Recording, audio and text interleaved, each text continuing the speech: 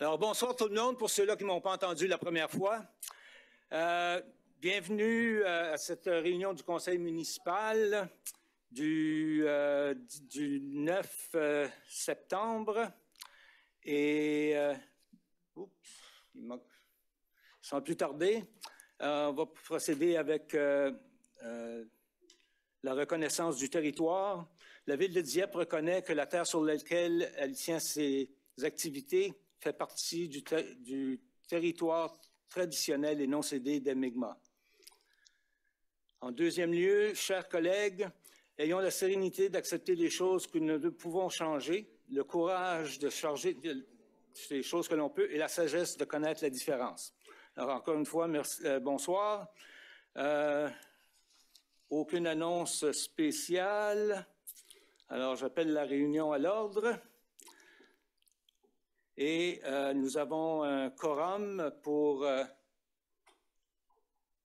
c'est pas indiqué, mais on a quand même 3 membres du conseil municipal qui sont à l'extérieur en vidéo.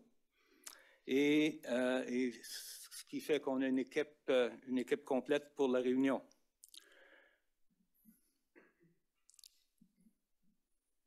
Déclaration de conflit d'intérêts. Est-ce qu'il y a des membres du conseil qui ont des conflits d'intérêts? Il n'y en a pas qui m'ont été signalés. Alors, on continue avec l'adoption de l'ordre du jour, proposé par le conseiller Brideau, appuyé par la conseillère Jeannin sur la question.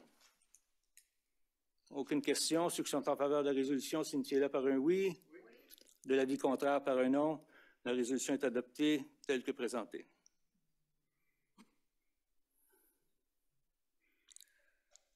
Alors, l'item numéro 6, on a déjà fait.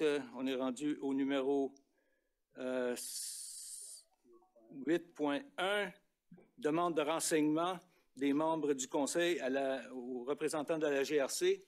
Et nous avons ici ce soir avec nous, que je trouve le bouton.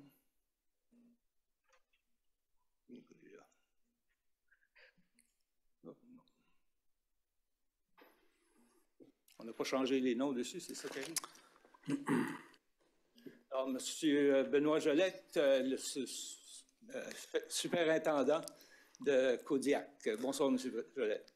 Bonsoir, M. le maire, membre du conseil, les employés de la ville de Dieppe et le vaste public ici ce soir. Merci de nous avoir ici comme à tous les 2 semaines. Puis, je suis heureux de présenter mon rapport. Premièrement, vous avez eu la nouvelle que notre collègue, l'inspecteur Chantal Farah, elle a eu un nouveau poste avec le district sud-est de la GRC. C'est pas loin, c'est ici à côté à Moncton, mais ses tâches vont l'amener à l'extérieur de la GRC de Kodiak. Il y a déjà un processus qui a été lancé pour la remplacer, mais en intérim. J'aimerais ça vous présenter, pour ceux qui ne la connaissent pas, la sergent Sylvette Hébert, qui était derrière moi, celle qui va prendre le poste d'inspecteur par intérim pour les services spéciaux de la GRC à Kodiak. Puis c'est elle qui prendrait la tâche de la ville de Dieppe ou moi-même. La première partie que j'aimerais ça vous parler de, c'est la police communautaire. Le 3 septembre marquait le début de la rentrée scolaire pour la plupart des élèves, soit de manière progressive ou complète. Les membres de l'unité de police communautaire ainsi que nos membres de patrouille seront présents et autour des zones scolaires au long de l'année scolaire. J'aimerais ça rappeler aux automobilistes, aux parents et aux élèves d'adopter des habitudes de conduite sécuritaires et de garder les yeux sur la route. Ensuite, plusieurs dossiers spécifiques qui ont lieu dans la grande région de Kodiak. On va parler de l'unité de réduction de la criminalité. Surtout le 14 août, la GRC de Kodiak a reçu une plainte d'introduction par effraction où la victime avait signalé que des suspects s'étaient introduits par infraction dans le casier de rangement de son complexe d'appartements sur l'avenue Acadie à Dieppe et avait volé son vélo électrique d'une grande valeur. Le vélo avait une valeur de 6 700 $. 5 jours après, la victime nous avait appelé, lors que notre enquête était en cours, pour nous signaler qu'elle avait trouvé son vélo électrique à vendre sur les réseaux sociaux. Son vélo a été identifié positivement grâce à l'autocollant de garage 529 apposé sur le vélo. C'est quelque chose qu'on a vraiment parlé beaucoup, surtout à travers la police communautaire, pour identifier les biens, surtout les bicycles. Donc, nos enquêteurs ont pu vraiment voir l'autocollant et confirmer que c'était bel et bien le sien. Donc, l'unité de réduction de criminalité de Kodiak et l'unité de renseignement criminel ont mené l'enquête. Et le lendemain de cette information, grâce à une technique d'enquête avancée, nous avons pu identifier avec certitude 2 des suspects qui étaient dans notre région. Et ensuite, l'équipe a localisé les 2 suspects et les ont trouvés en possession du vélo volé. Un homme et une femme de Moncton ont été arrêtés et accusés, et le vélo a été retourné au propriétaire. Le 15 août, l'unité de réduction des criminalités a repéré un délinquant prioritaire en ville, à Moncton, près de Dieppe, et a procédé à son arrestation pour plusieurs infractions. Puis, comme que j'ai mentionné au conseil avant, tout ce qui se passe, peu importe dans les 3 communautés, surtout quand on parle de stupéfiants, qui est cet exemple, ça affecte tous les gens, tous nos jeunes et nos moins jeunes avec la consommation de drogue. Donc, dans ce dossier, l'équipe a procédé à l'arrestation de cet individu-là pour des infractions de code criminel par rapport aux stupéfiants, mais suite à la saisie du véhicule qu'on a exécuté avec un mandat de perquisition, on a trouvé une grande quantité de cocaïne, fentanyl, de méthamphétamine en cristaux, des pilules illégales, et toutes les drogues qu'on a saisies avaient une valeur d'environ 50 000 $. Une grande quantité d'argent, de liquide, des accessoires liés à la drogue ont également été saisis. L'enquête se poursuit, mais l'agresseur a été placé en détention.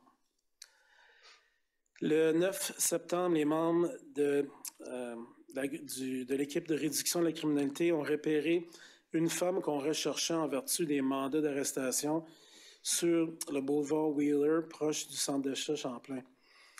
Après avoir exécuté les mandats, les membres ont trouvé une grande quantité encore de stupéfiants, méthamphétamine en cristaux, du fentanyl puis des pilules illégales, ainsi qu'un arme prohibée. Qu'est-ce qui a commencé comme une arrestation à base des mandats d'arrêt non exécutés s'est transformé en des nouvelles accusations pour possession de drogue en vertu de faire le trafic. La femme en question de la région de Sackville a été placée en détention. Ensuite, notre section des enquêtes générales, c'est nos gens qui travaillent sur les dossiers les plus complexes, plus compliqués, qui demandent énormément d'enquêtes et de techniques innovatrices. Le 16 août, la section de patrouille de Kodiak a reçu un appel concernant une possible agression à couteau.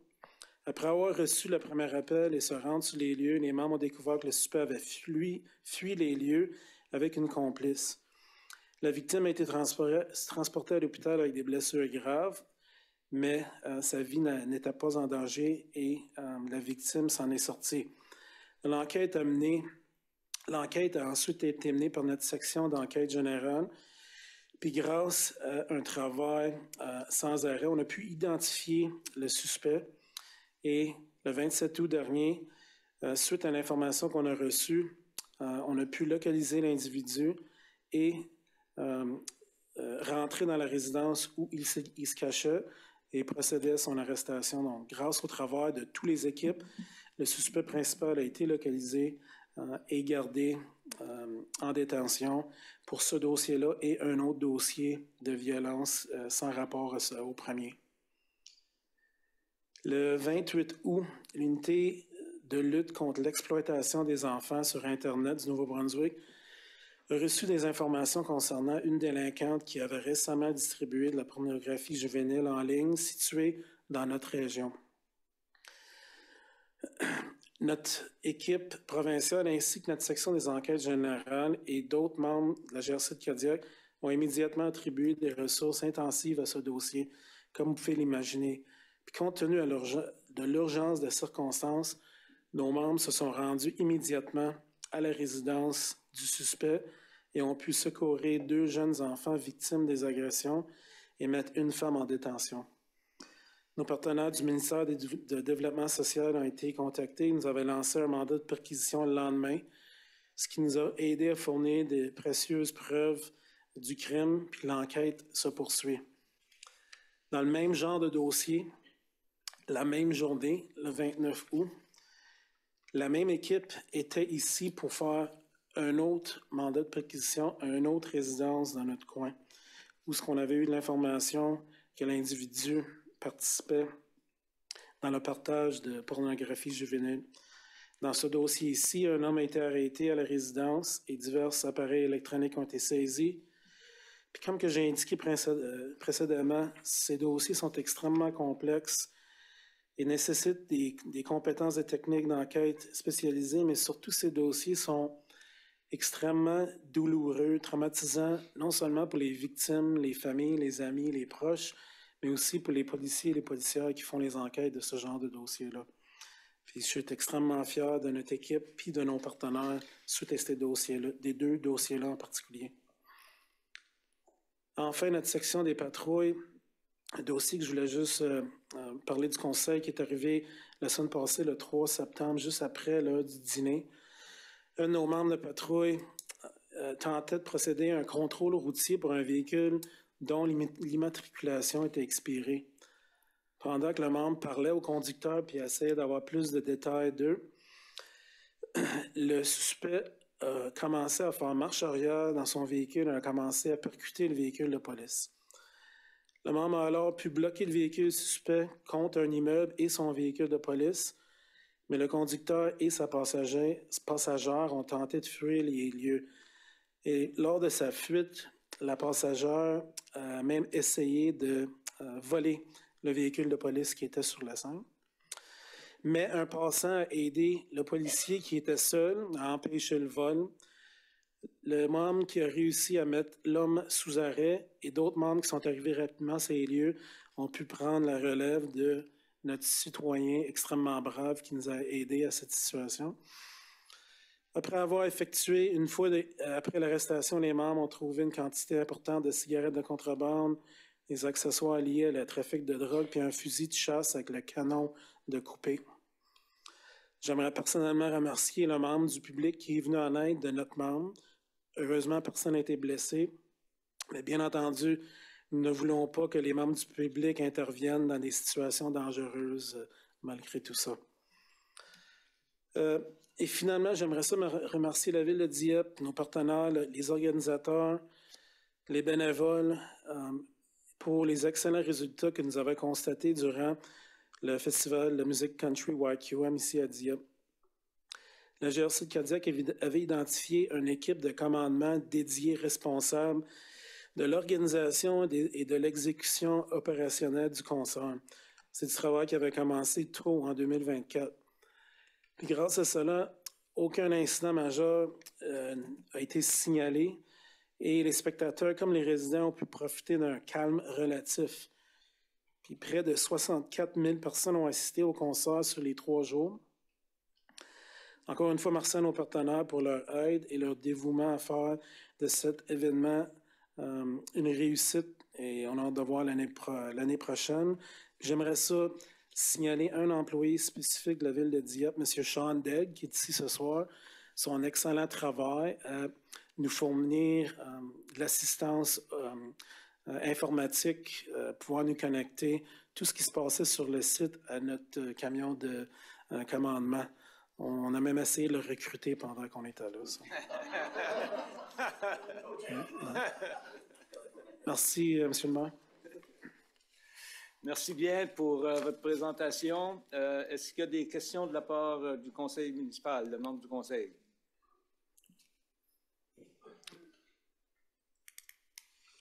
Ni sur place, ni à l'extérieur. Oui, excusez, Mme Godbout. Une question pour le maire. On a-t-il des autorités pour imposer des amendes pour ces efforts d'avoir essayé de recruter un de nos employés? Est-ce que ça existe? Si oui, je l'encouragerais fortement. Un nouvel arrêté à cet effet-là? Je ne sais pas.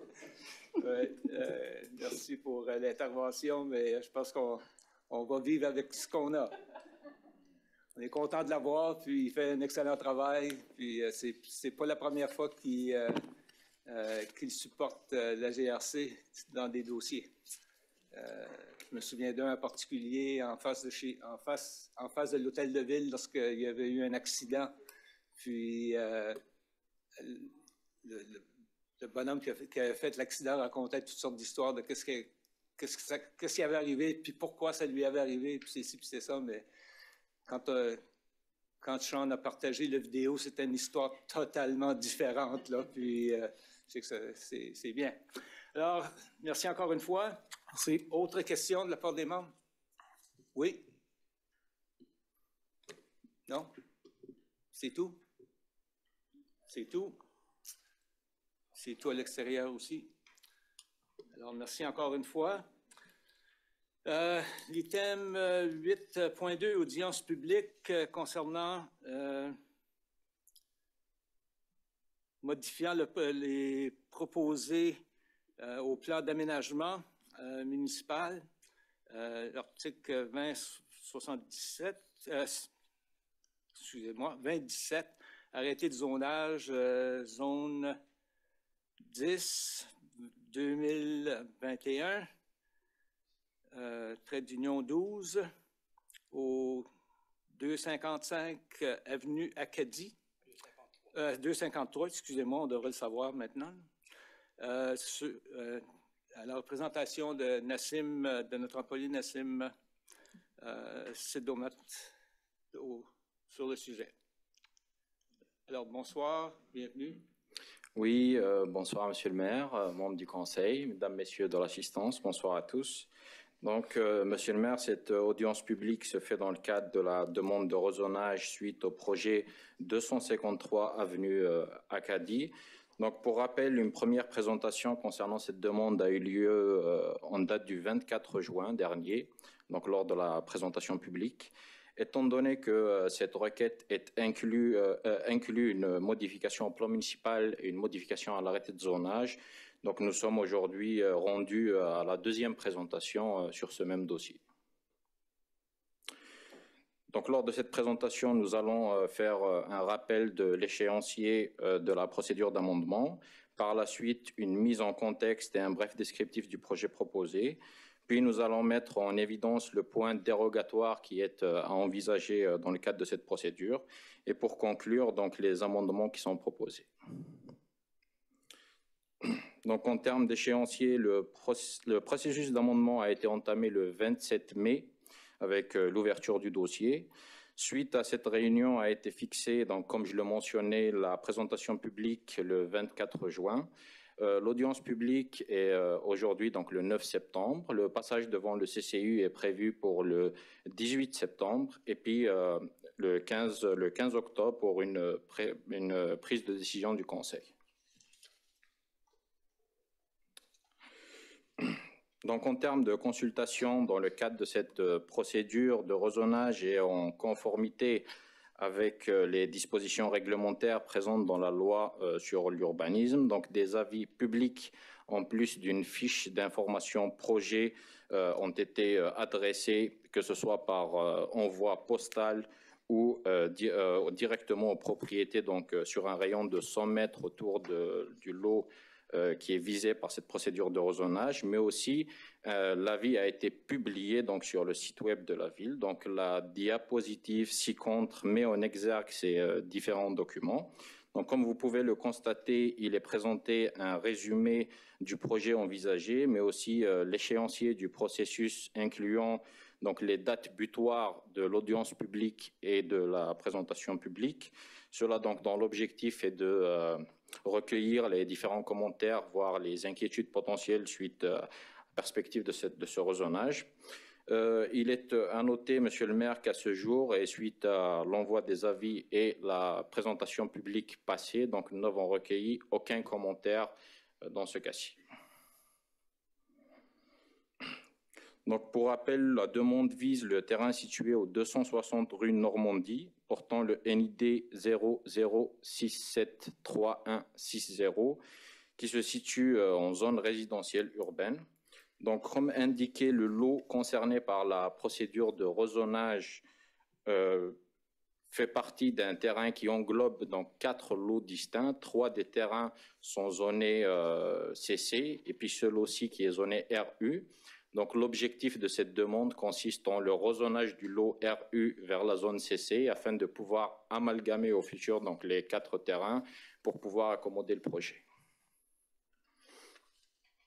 Donc en ce qui concerne le contexte environnant, en termes de zonage, la zone CC est prédominante dans le secteur. Cette zone permet un mix d'usages commercial et résidentiel de forte densité. Du côté de la rue Normandie se trouve la zone donc RU qui permet le multifamilial, mais un maximum de 4 unités par bâtiment. Il est également important de signaler que le site est en bordure de la zone de densification du centre-ville du côté nord et aussi il est adjacent du côté sud-est à une zone donc, commerciale routière.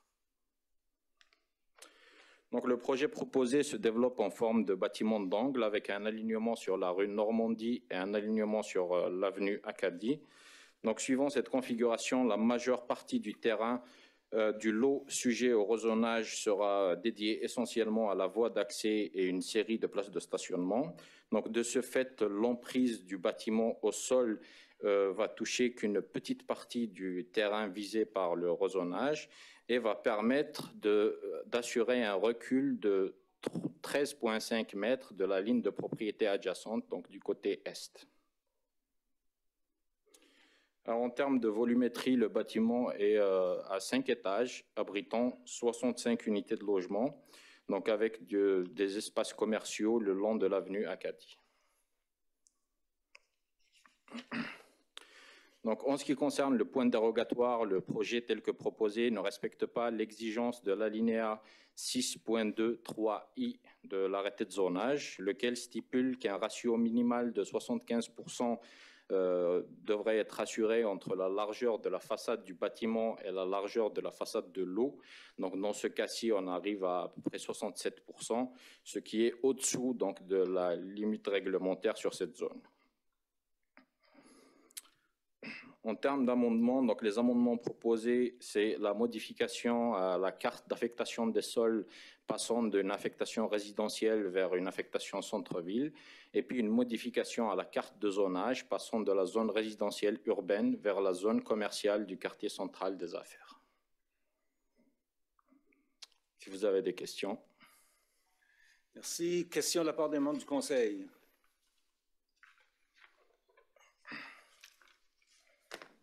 Je n'en vois pas. Aucune question? Alors, merci pour la présentation. Merci à vous.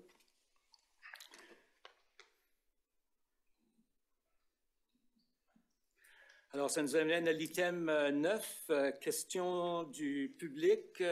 S'il y a quelqu'un qui aurait des questions sur un sujet qui n'est pas à l'ordre du jour aujourd'hui.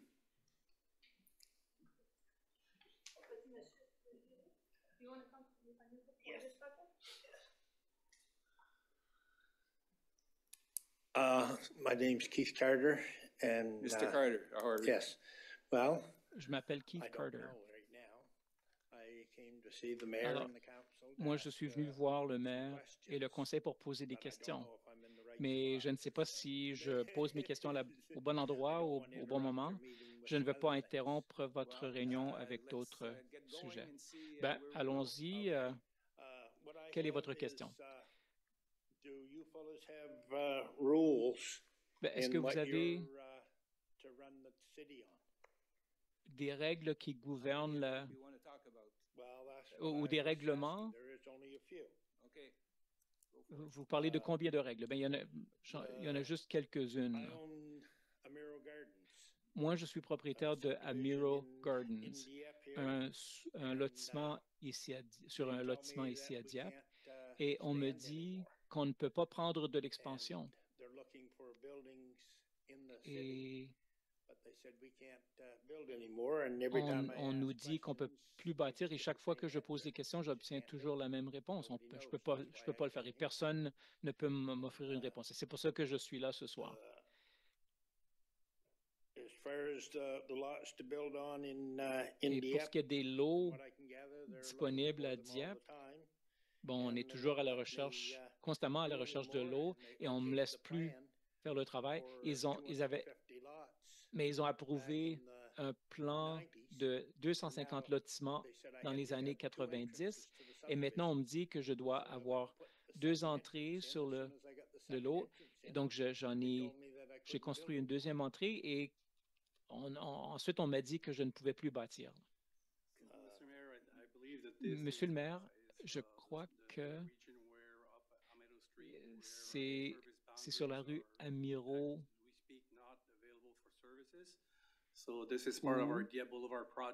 Ça fait partie du projet du boulevard Dieppe qui commence et on prévoit avoir tous les services dans ce quartier-là d'ici 2-3 ans. Ce projet va permettre d'offrir des services sur ces lots-là à cette époque-là. Donc, avant d'avoir une confirmation du projet, on ne pouvait rien confirmer concernant les frontières. Rémi, est-ce que vous pouvez confirmer ou Alexandre? C'est ce que moi je comprends de la situation.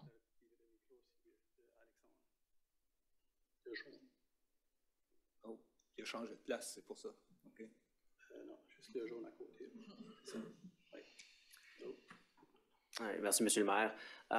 To answer Mr. Carter's question. Pour répondre à la question de M. Gardner et pour ajouter à ce que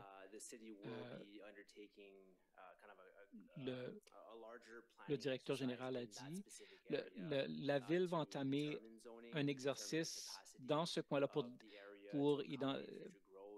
pour déterminer le zonage et la superficie qui peut accueillir des lots dans ce coin-là en tenant compte des facteurs environnementaux, etc. Donc, cet exercice sera entrepris à l'automne et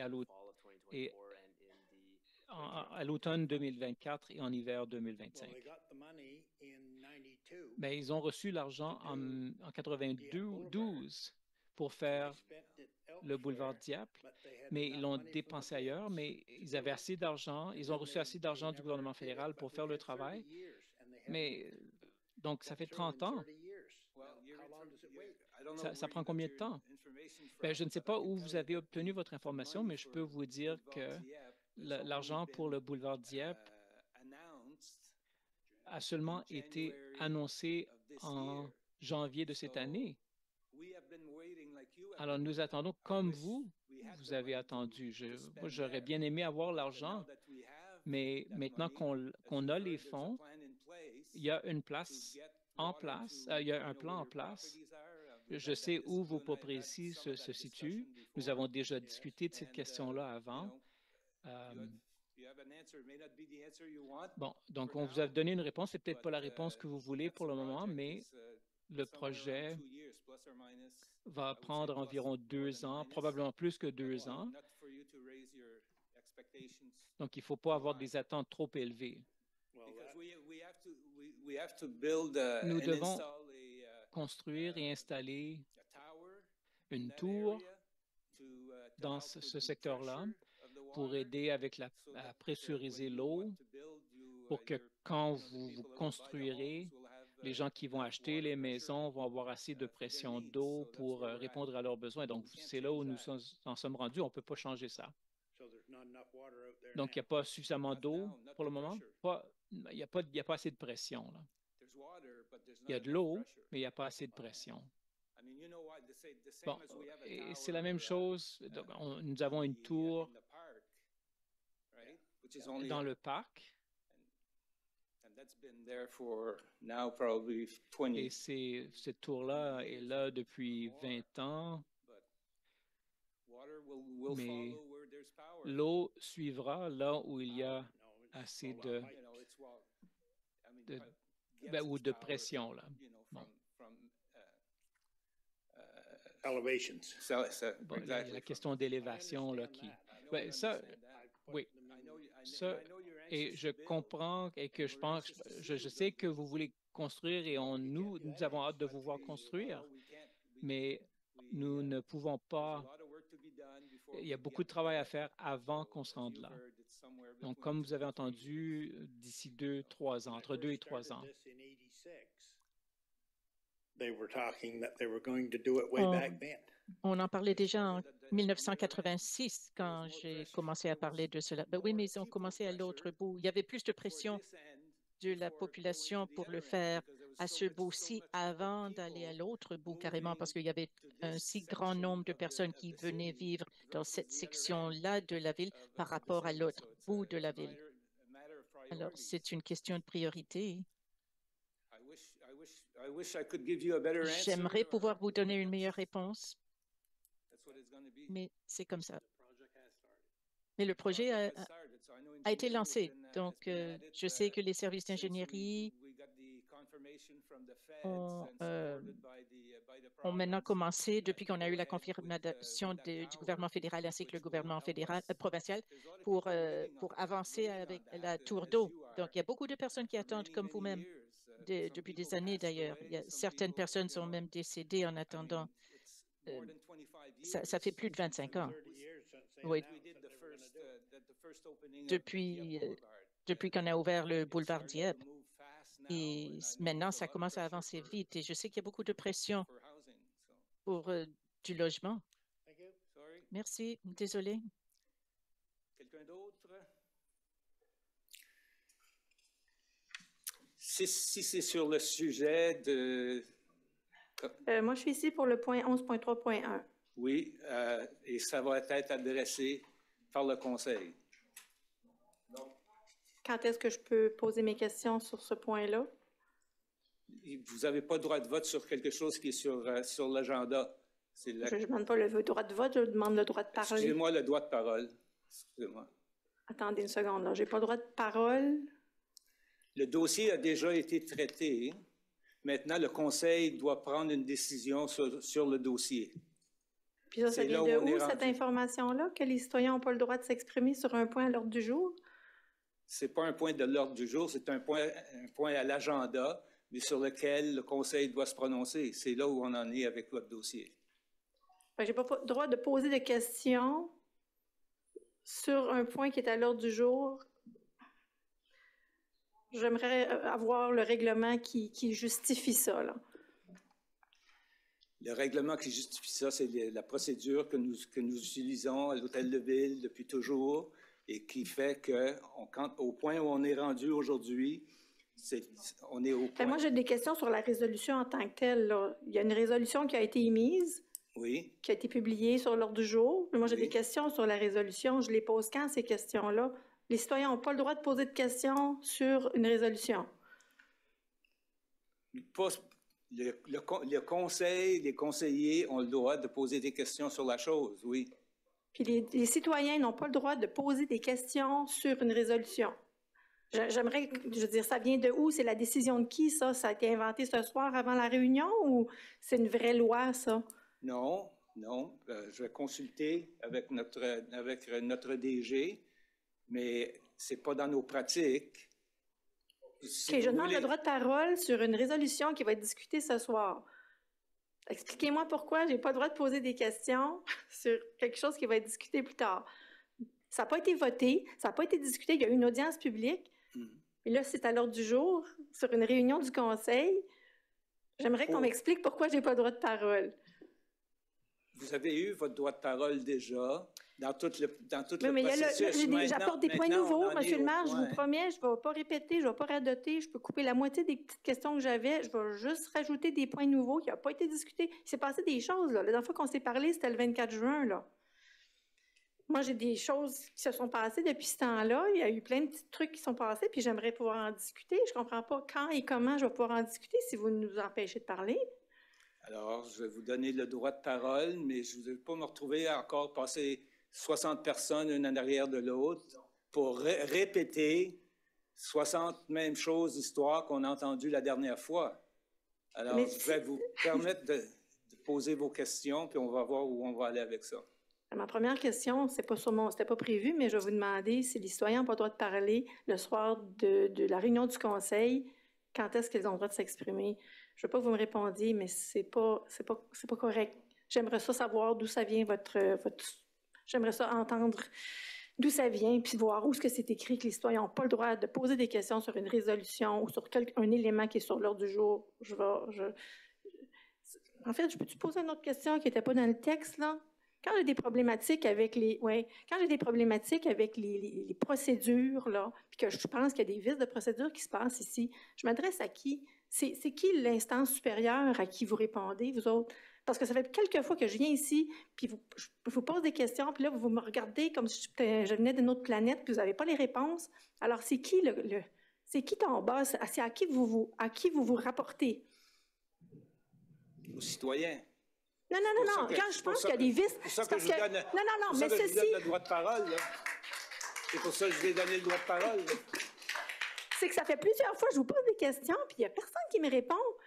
Mais si vous n'avez pas la réponse, je veux dire, les municipalités du Nouveau-Brunswick, là, y a-t-il quelqu'un qui les chapeaute, qui surveille qu'est-ce que vous faites? Quand nous, on pense qu'il y a des vices de procédure, là, comme ça, exactement comme ceci, là, à qui que je m'adresse demain matin pour savoir si vous aviez le droit de m'empêcher de parler ce soir? Au ministre, je dirais, vous allez voir le ministre des gouvernements locaux. Les ministres du gouvernement locaux? Oui, ça existe, en fait, oui. Fait que je vais appeler demain à l'hôtel de ville, puis je vais demander c'est qui le ministre du gouvernement local, c'est ça? Oui. Vous pouvez. Qui s'appelle? Je sais pas, ils ont changé pas mal souvent dans le... Oh, Seigneur. OK, excusez. Non, attendez une minute, on vous donnera une réponse de ce côté-là. Y a quelqu'un qui se souvient? On vous remet la réponse avant la fin de la soirée. Ah, mais ça. OK, oublie ça. OK. Alors, bon, regarde, je vais couper un peu dans le texte. Je veux dire, vous savez que nous autres, excusez-moi? Notre directeur général. Alors, oui, Monsieur le maire, alors, la procédure en temps normal au niveau de l'audience publique ou le rezonage, alors, vous avez parlé du 24 juin. Alors, dans la loi sur l'urbanisme, c'est à ce moment-là que les citoyens et citoyennes viennent au conseil, s'informent du projet, posent des questions que les gens du conseil municipal puissent entendre et qu'on a aussi le personnel par la suite de pouvoir adresser. Ce soir, c'est le tour au conseil municipal à recevoir la recommandation du personnel suite à la recommandation qui a été reçue du comité consultatif en matière d'urbanisme. Alors, ce soir, le débat n'est pas de faire un débat du niveau du sujet, mais d'avoir le conseil qui prend une décision. Oui. Alors, ce n'est pas quelque chose qu'on invente, c'est une procédure en bonne et due forme qui est mise en place par la gouvernance locale selon la loi sur l'urbanisme. Alors, juste pour clarifier qu'on n'improvise pas ici, c'est une démarche qu'on a suivie depuis les 25 dernières années et qu'on continue à suivre. Comme qu'on a un projet qui a été présenté ce soir sur un autre terrain, il y a une démarche, une audience publique et par la suite, lorsque ça vient à la fin du processus, le conseil est en position de prendre une décision. Alors, juste pour clarifier. Merci. Donc, si je comprends bien, j'ai le droit de parler des choses qui se sont passées depuis le 24 juin? Est-ce que vous acceptez de m'entendre ou... Oui. Seigneur, il vous fouette-tu avant cette réunion-là? Anyway, allez-y, on verra. Allez-y, on verra où ça nous mène. OK, donc je suis ici pour le point 11.3.1. Je vais couper court. J'ai 3 petits points de choses qui sont arrivées depuis notre dernière rencontre le 24 juin. Donc, il y a eu le 21 août dernier la réunion du CCU. Et je ne sais pas si c'est normal, c'est une autre question. Le procès-verbal de cette réunion-là n'est pas disponible au public présentement. Je pense que ça a eu un certain délai, mais en tout cas, je n'ai pas pu l'obtenir pour ce soir. Et je voulais être certain, nous, on ne sait pas du tout quelle information a été donnée aux conseillers. Et on voulait être certain, nous, on était là, on a vécu cette réunion-là, puis on voulait être certain que les conseillers puissent savoir ce qui s'est passé durant cette réunion-là. On a eu droit à la présentation du projet par l'urbaniste en chef, comme on l'avait eu le 24 juin.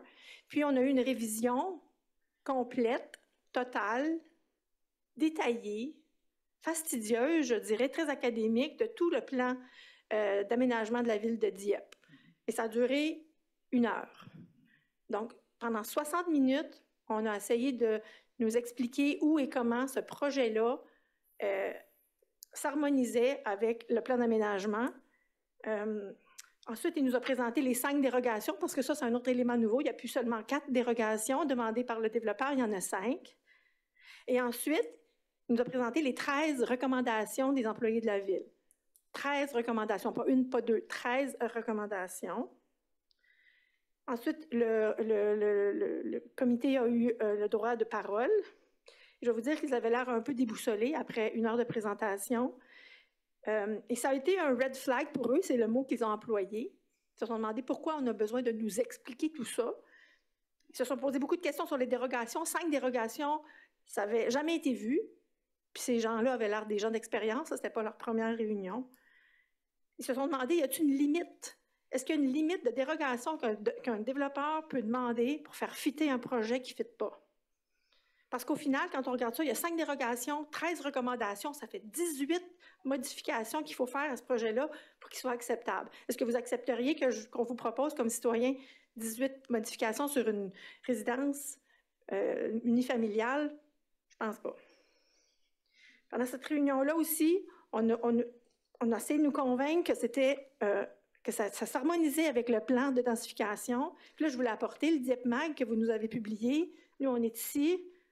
Visiblement, le 452 rue Amiro ne fait pas partie de la zone de densification que vous proposez. On n'est pas dans le rouge, on est là. Okay? Il y a même un membre du CCU qui a dit « Je ne suis pas certain que les règles municipales s'appliquent pour ce terrain-là parce qu'il est particulier, il est différent. » Il n'y avait pas la réponse à la question, mais il dit « Je pense qu'il faudrait peut-être l'aborder différemment, ce terrain-là. » Parce que les gens du CCU, là, c'est des gens à qui vous faites confiance. Vous leur demandez votre avis. Ils votent sur des dérogations, sur des changements de zonage. Ils décident du nom des rues, de la façon que les rues sont faites à Dieppe. D'habitude, leur opinion valent quelque chose. Mais là, ce soir, on a une résolution. Puis à la fin de la réunion, là, les membres du CCU ont voté de façon très majoritaire en défaveur du projet. Ils n'ont pas recommandé le projet.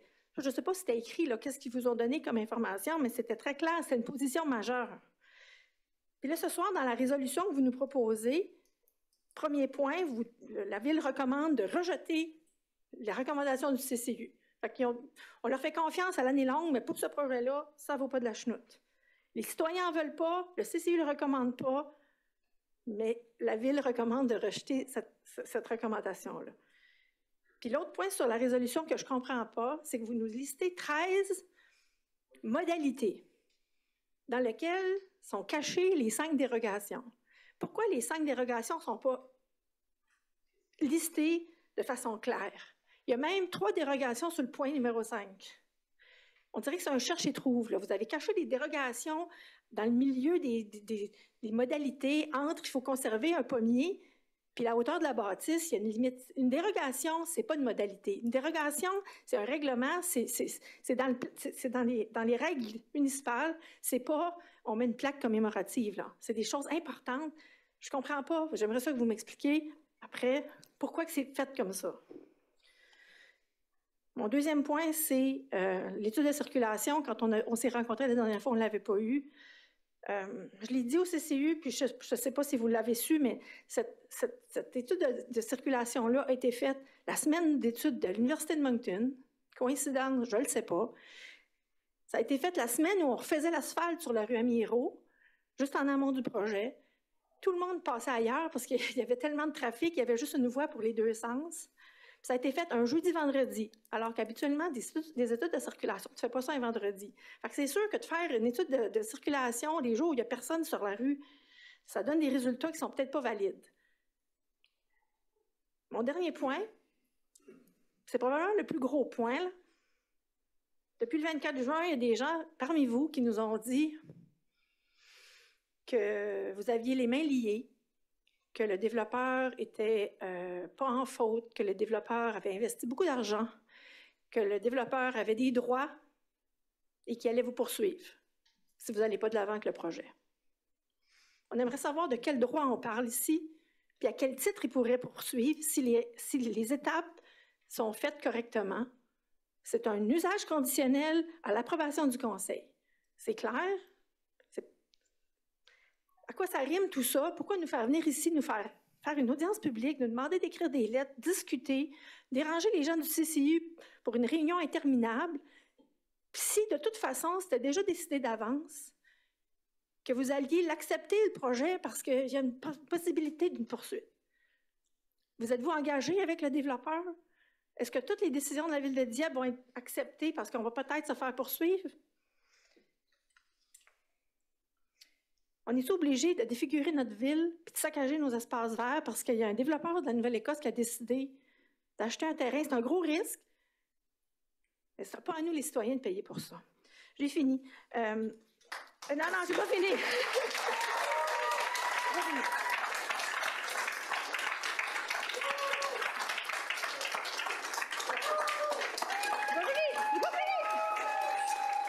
Il va me couper.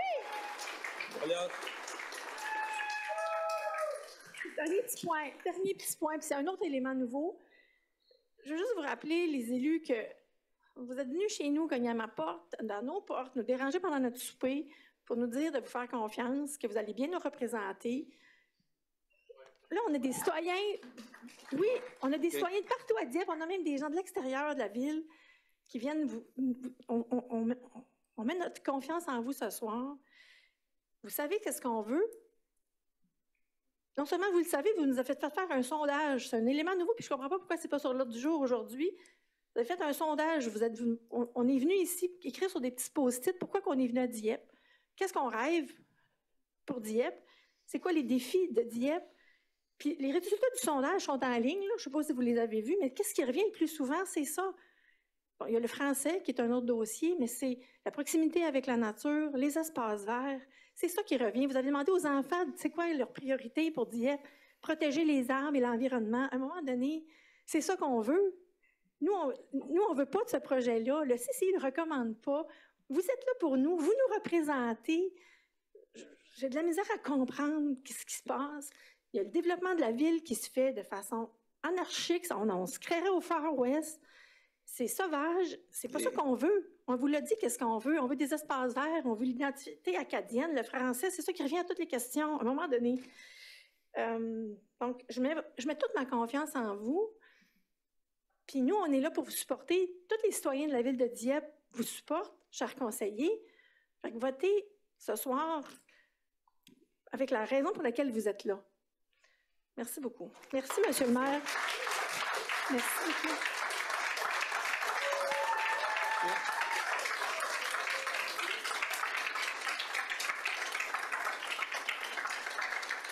Alors, merci. Maintenant, on va continuer avec la réunion. Puis, là, on est rendu. Non, je m'excuse. Non. C'est quelque chose d'autre que le sujet? C'est que je voulais juste comprendre, dans mon ignorance, sur la dernière page, on nous dit que le zonage va changer de I à I avec un astérix. Je veux savoir qu'est-ce que ça veut dire. Le I avec un astérix. Je veux juste savoir. M. Girard. Donc, la modification qui est apportée à la carte de zonage, effectivement, étant donné que la procédure établie dans l'arrêté de zonage, c'est l'usage est un usage conditionnel sous l'approbation du Conseil, sous l'article 59. Donc, c'est une proposition particulière que le Conseil doit traiter. Donc, si on lit bien l'article 59, le Conseil doit ou ils peuvent imposer des conditions selon l'article 59 sous une proposition particulière. Donc, il n'y a pas un changement de zonage. On ne passe pas d'une zone R1 ou à une zone institutionnelle. Le zonage va demeurer le même. Donc, ça demeure une zone institutionnelle. Ça demeure une zone institutionnelle. Et puis, le Conseil peut autoriser l'usage et aussi peuvent encadrer l'usage avec des conditions spécifiques. Donc, ça veut dire que le zonage qui est institutionnel, il va demeurer institutionnel, mais en le changeant, ça veut dire que les conseillers et le maire de la ville sont capables de voter qu'un édifice avec beaucoup, beaucoup de logements va fitter dans un zonage institutionnel. C'est ça qu'on me dit? Non, effectivement, le projet qui a été présenté au cours du processus, c'est le projet que les membres du conseil vont se pencher dessus. Et ils ont aussi l'opportunité s'ils décident d'autoriser l'usage, de l'encadrer avec des conditions spécifiques. Donc, on traite toujours l'usage résidentiel à même le zonage institutionnel tel que prévu par l'arrêté de zonage. OK. Bien, si ça ne change pas le zonage, pourquoi il faut absolument faire ça? Parce qu'on nous a expliqué au CCU que le zonage ne changeait pas, mais là, ce soir, c'est quelque chose qui... Excuse, je ne voulais pas te couper, mais qu'est-ce qui arrive, c'est Si le conseil décide d'autoriser l'usage, les conditions qu'ils vont émettre vont être un document légal. Donc, effectivement, le promoteur s'engage effectivement à respecter les conditions, donc ça devient un document légal. Donc, ceci est reflété par l'entremise de l'adoption d'un arrêté municipal. Donc, ils vont avoir une loi spéciale pour eux. Ben, c'est des conditions spécifiques. Donc, encore là, c'est les membres du conseil qui peuvent imposer les conditions. Ce n'est pas le personnel, ce n'est pas les membres du CCU, c'est effectivement le conseil qui a l'unique pouvoir d'imposer les conditions. Donc, s'il désire de procéder avec le projet, il faudra, un, adopter une résolution à cet effet, et deux, de procéder aux lectures des arrêtés proposés plus loin dans l'agenda. Mais c'est le dernier point, fait qu'on ne sait pas ça va être quoi vous allez l'encadrer avec quoi? Bien, à ce point-ci, il y a une résolution qui va être discutée, débattue par les membres du conseil avec des conditions. Donc, c'est effectivement, si le conseil désire de procéder et adopter la résolution telle que présentée, donc ce sera les conditions reliées au projet d'aménagement. C'est-tu ce qui est dans la résolution qui est plus tôt? C'est ça. Fait que c'est ça, fait que vous allez discuter de cette résolution-là, mais après, s'il décide de changer le zonage à un I avec une petite étoile, ça va être ces résolutions-là qui vont être dans ça. C'est ça, tout est genre agencé en même temps. Donc, la résolution est un point critique, le projet d'arrêté est un autre point critique. Si le projet va d'avant, le tout doit être enregistré en même temps. Donc, s'il refusait la résolution, vous n'allez pas vous rendre à ça. Et ça serait effectivement... Ça serait caduc. C'est ça. Donc, il y a des points à être débattus par les membres du conseil, là. OK. Je dois aussi dire que je trouve anormal que les citoyens n'ont pas plus de place pour s'exprimer. Je veux juste vous le dire. Okay. Merci.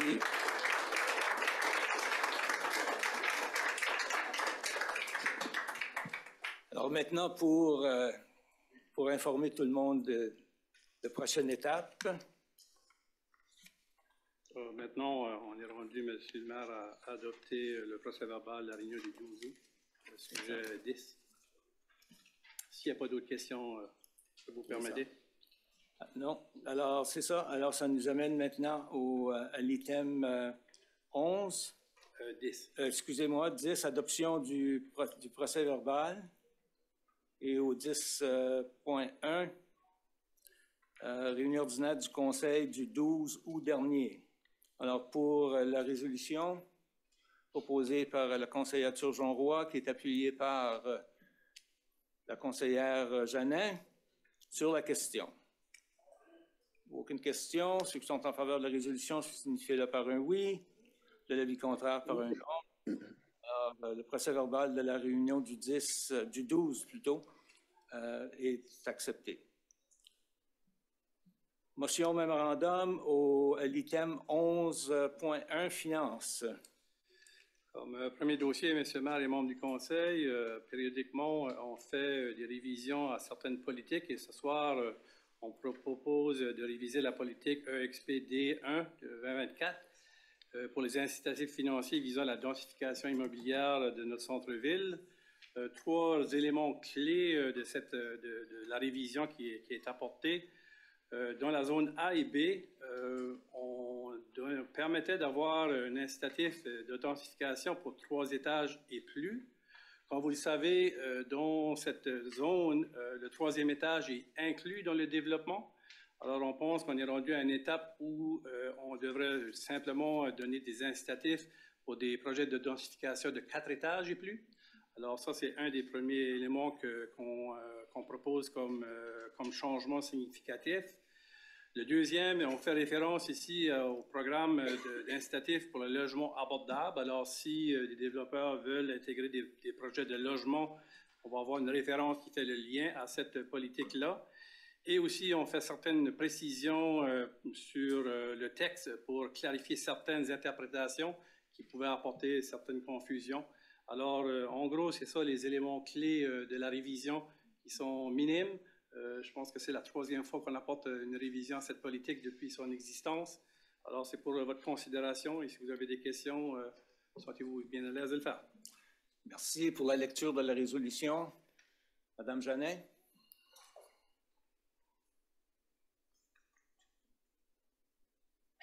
Voilà. Merci, Monsieur le maire. Que le Conseil abroge la politique EXPD 1-1-2022 intitulée Incitatifs financiers visant à la densification immobilière du centre-ville et adopte la nouvelle politique EXPD 1-2024 intitulée Incitatifs financiers visant la densification immobilière du centre-ville. Je le propose.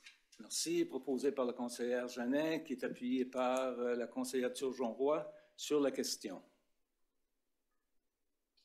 Aucune question. Ceux qui sont en faveur de la résolution, signifient-le par un oui. De l'avis contraire par un non. La résolution est adoptée telle que présentée. Maintenant, au 11, excusez-moi, au 11.2. Alors, l'éducation de marché pour l'installation d'une chaudière ici même à l'Hôtel de Ville. Alors, la durée de vie de la chaudière est rendue à sa fin. Suite aux experts qui ont été impliqués dans cette initiative de révision, ils nous recommandent de faire une option avec 3 chaudières qui apportent certains bénéfices, dont une redondance au système, mais aussi qui nous permet d'avoir une subvention d'énergie Nouveau-Brunswick au montant de 80 000 et aussi, il est estimé qu'on aurait une économie d'énergie à peu près de 20 000 annuels. Alors, vous avez devant vous une directive qui donne un contrat à PMC Énergie Limitée pour un projet total de 319 790 plus TVH. Et ceci fait suite à un appel d'offres dont on a reçu 2 propositions. Alors, c'est pour recommandation du personnel ce soir. Merci pour la lecture de la résolution. Monsieur Brideau. Merci, M. le maire. Que le Conseil adjuge le marché visant l'installation d'une nouvelle chaudière à l'Hôtel de Ville à PMC Energy Limited au coût de 319 790 plus TVH et autorise que cette dépense soit prélevée sur le compte numéro 1-2-80-12-3310 du budget de fonctionnement général, programme de rénovation des bâtiments. Je vous le propose, M. le maire. Merci. Proposé par le conseiller, excusez-moi, le conseiller Brideau, qui est appuyé par le conseiller Lanteigne sur la question. Aucune question. Ceux qui sont en faveur de la résolution, signifient-le par un oui. De l'avis contraire. Merci. De l'avis contraire par un non.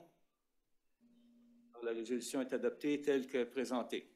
Maintenant, au 11.2.2. Et vous avez devant vous une recommandation pour Dexter Construction Company Limited pour 147 000 pour voir à ce qu'on retire le passage, le ponceau qui relie la Airview au Club Garçons et Filles. Le sentier où le ponceau est devenu à risque, alors en fin de vie. Alors, on a un permis de l'environnement qu'on appelle WAWA, là, une abréviation, qui donne la permission de faire des travaux sur des cours d'eau.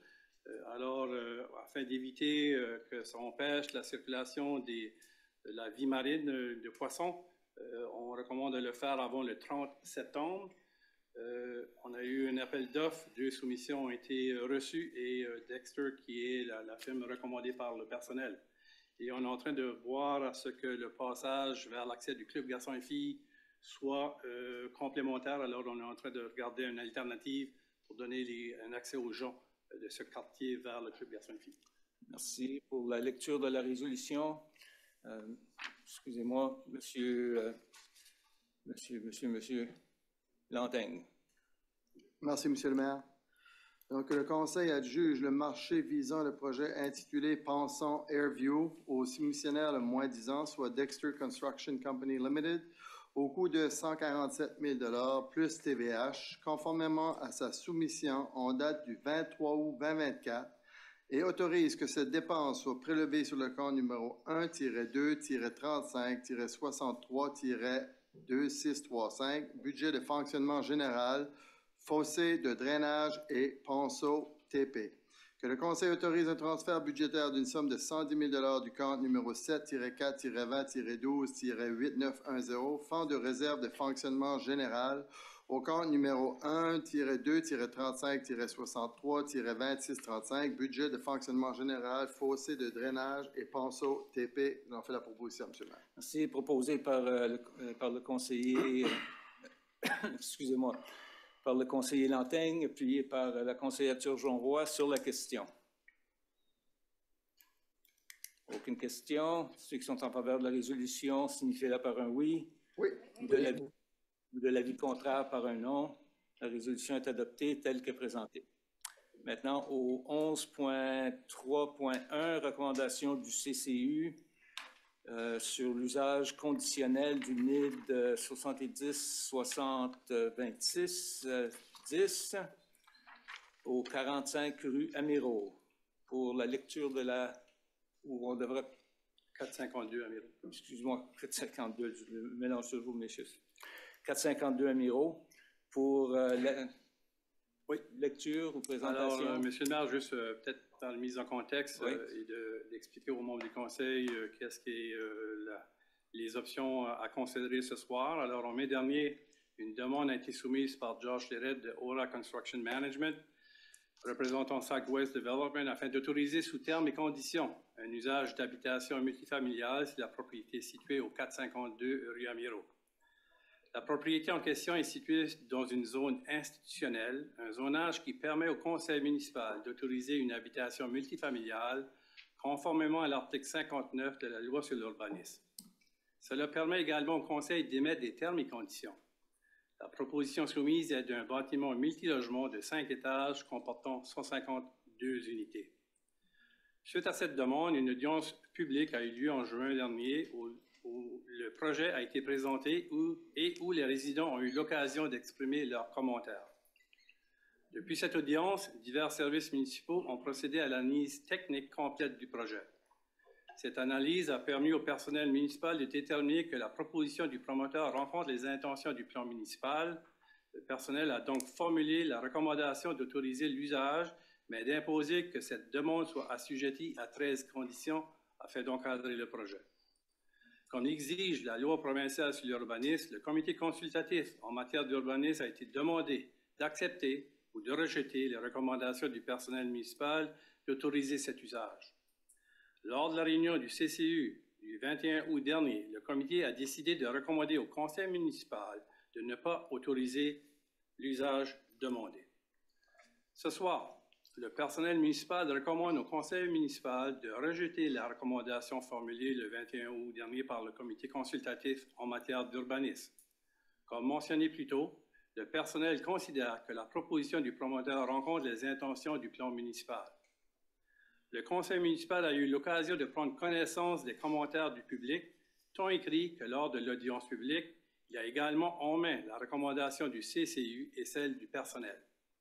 Nous sommes d'avis que le conseil a toutes les données nécessaires pour se prononcer sur ce dossier. Afin de bien comprendre la suite du processus, 3 scénarios sont ici devant vous ce soir.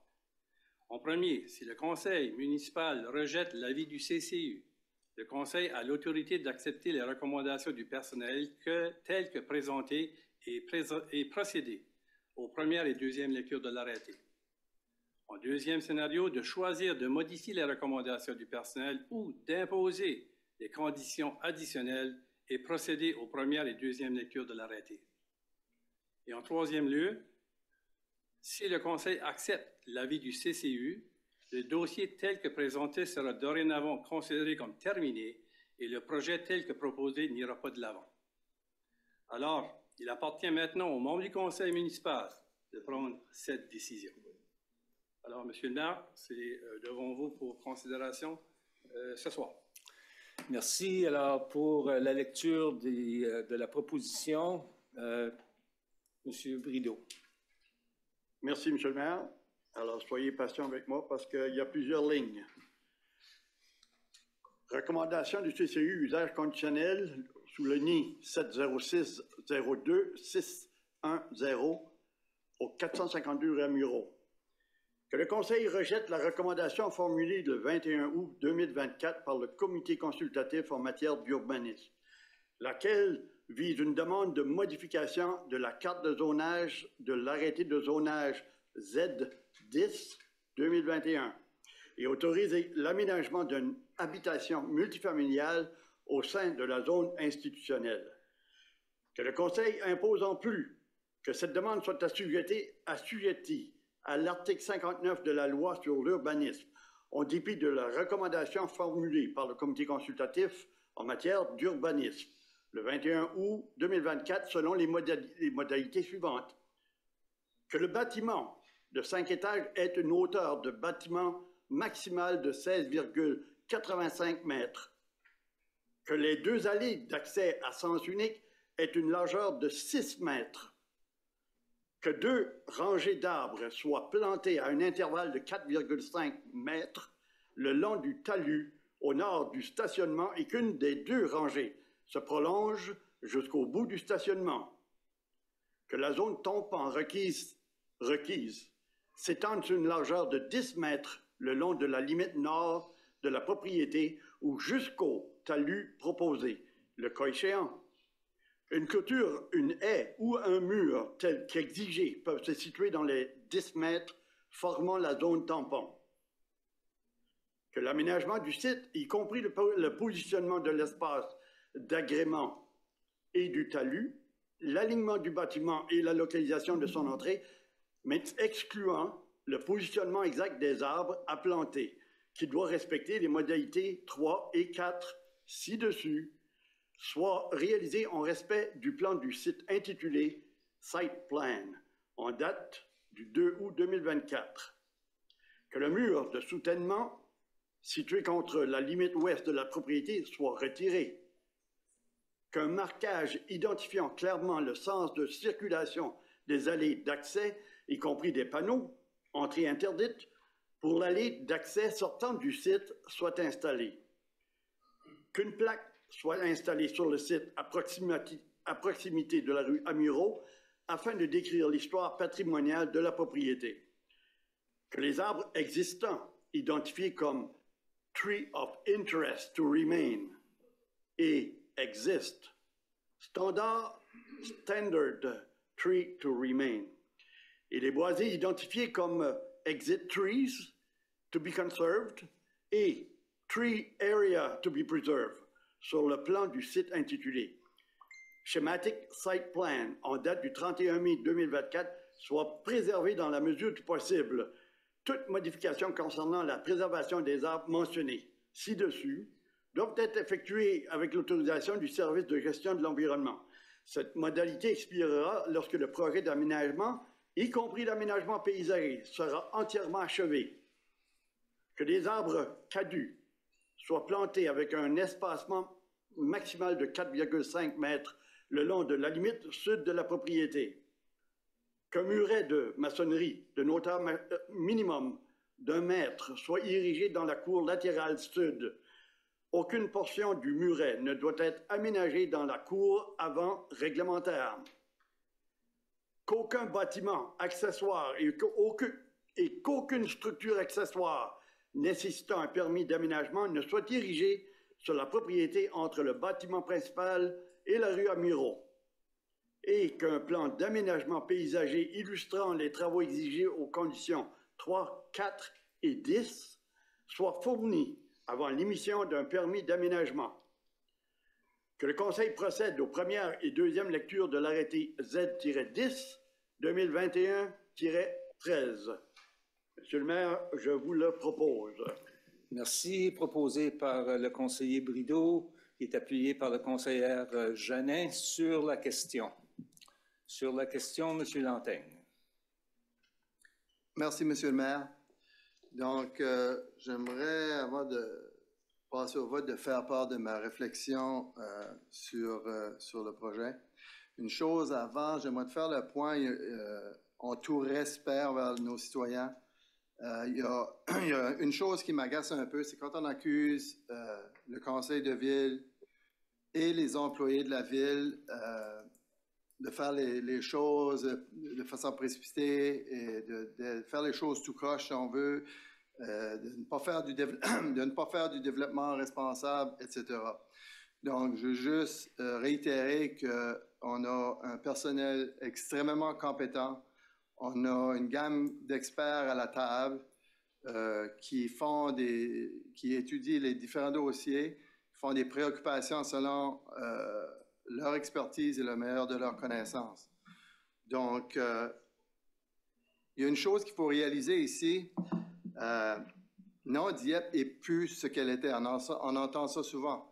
Définitivement qu'elle n'est plus ce qu'elle était. Moi, je suis déménagé à Dieppe 25 ans passés. La population était de 13 000 habitants. Aujourd'hui, on est près de 35 000. Les prévisions, c'est là le plan municipal en 2019, prévoyait qu'on soit 30 000 habitants en 2030. C'est sûr que Dieppe n'est plus ce qu'il était. Puis c'est sûr que ça demande de couper des arbres. Puis c'est sûr que ça demande de bâtir des blocs appartements. C'est ça la réalité. On vit avec une croissance extrêmement rapide. Puis il faut travailler en conséquence de ça. Donc, je veux réitérer puis vous dire qu'on vous entend, on vous écoute. Et selon le... Laissez-moi finir. Je vous demanderai de me laisser finir, s'il vous plaît, en tout respect. On vous entend et on vous écoute, et selon le meilleur de nos connaissances et en toute responsabilité, on regarde à faire ce qu'il y a le mieux pour l'ensemble de notre municipalité. Maintenant, j'aimerais te partager ma réflexion, Monsieur le maire, rapidement. Pour ma part, j'aimerais tout d'abord reconnaître la bonne volonté et l'excellente collaboration du développeur face à ce projet controversé. Celui-ci a pris le temps et l'énergie nécessaires afin de retirer et retarder son projet initial il y a de cela environ 18 mois. Le développeur a volontairement pris le soin de retourner à la table à dessein afin de revenir avec une proposition dans le but de mieux satisfaire les besoins des citoyens, du conseil municipal et de la ville. On ne voit pas ceci souvent, vous serez d'accord avec moi. Malheureusement, malgré tous ces efforts, il semble que ce soir et ce qu'on a entendu au cours des dernières semaines, ça n'a rien changé.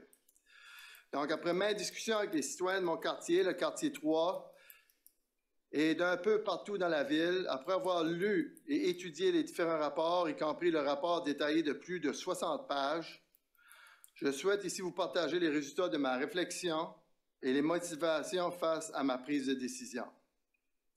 Premièrement, comme vous le savez, le zonage ici est un zonage institutionnel et ce genre de projet ne figure pas dans la liste des 26 usages permis. Quoique l'article 59 de la loi sur l'urbanisme permet au Conseil d'autoriser une habitation multifamiliale, il est clairement indiqué, et je cite, « Les terrains, bâtiments et constructions peuvent être affectés à l'aménagement d'habitations multifamiliales à condition que le Conseil approuve l'usage visé. » À condition que le Conseil approuve l'usage visé. La recommandation du CCU ne peut être plus claire, presque unanime avec un vote de rejet de 4 contre 1. Juste à côté du site proposé se trouve un immense cimetière où reposent les citoyens de Dieppe et qui est visité par leur famille. Malgré la quantité d'arbres sauvés, en plus de la replantation proposée, on a identifié la coupe nécessaire de 8 gros arbres d'intérêt sur 20 au total et pour certains des arbres centenaires. Pour terminer, selon moi, le projet ici n'est pas un mauvais projet en tant que tel, mais pas du tout. C'est seulement un projet proposé à un mauvais endroit. Il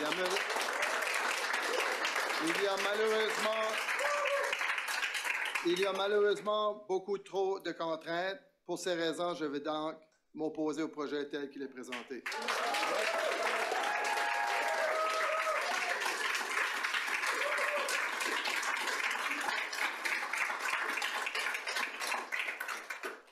Monsieur le maire, je me dois de faire juste une petite rectification. Le zonage institutionnel, selon le personnel, permet le secteur résidentiel d'être intégré à un projet et cette démarche ici permet au conseil d'encadrer un tel projet. Alors, juste pour être certain qu'on dit toute la même chose, qu'est-ce que vous avez dit n'est pas qu'est-ce que je viens de dire. Alors, je veux juste faire sûr que c'est clair que dans le zone institutionnelle, ça permet d'avoir du résidentiel et ça permet au conseil de l'encadrer. Alors, je veux juste être sûr que... OK. Si on a dit la même chose, au moins on a été clair. Parfait. OK. Merci. Avec les conditions. Oui. Si vous avez des grands discours à faire, avertissez-moi avant. Parce que j'étais pour commencer à vous demander la question comme telle sur si vous avez d'autres questions, est-ce qu'il y en a qui ont d'autres questions avant de passer au vote? Non? OK. Alors, on va continuer avec le vote.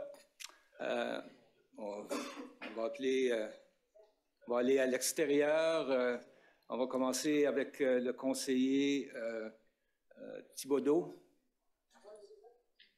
Oui. S'il n'y a pas d'autres questions. S'il n'y a pas d'autres questions, moi, vous avez d'autres questions. C'est une question. Si vous voulez, allez-y. Je pense que c'est important, puis je note dans les matériaux qu'on a eus, on a été demandé de motiver nos affaires. Fait que je m'attendrais que chacun des conseillers, effectivement, réponde à la demande qui nous a été faite de motiver. Oui. J'ai-tu bien compris? Oui. Okay. C'est votre droit, oui. Moi, ça ne me dérange pas l'ordre dans lequel on va. J'ai déjà parlé sur le sujet. Si quelqu'un d'autre veut parler avant moi, ça ne me dérange pas, mais... Tu vas? Allez-y. OK. Alors, moi, mon raisonnement et mes considérations, mon vote sur les résolutions en lien avec les recommandations du CCU se repose à la base sur deux choses. La première chose, c'est le plan municipal. Je suis d'accord avec le CCU que le plan d'aménagement municipal actuel n'est pas bien adapté pour encadrer le site exact à 452 rue Amuro. C'est une situation un peu unique.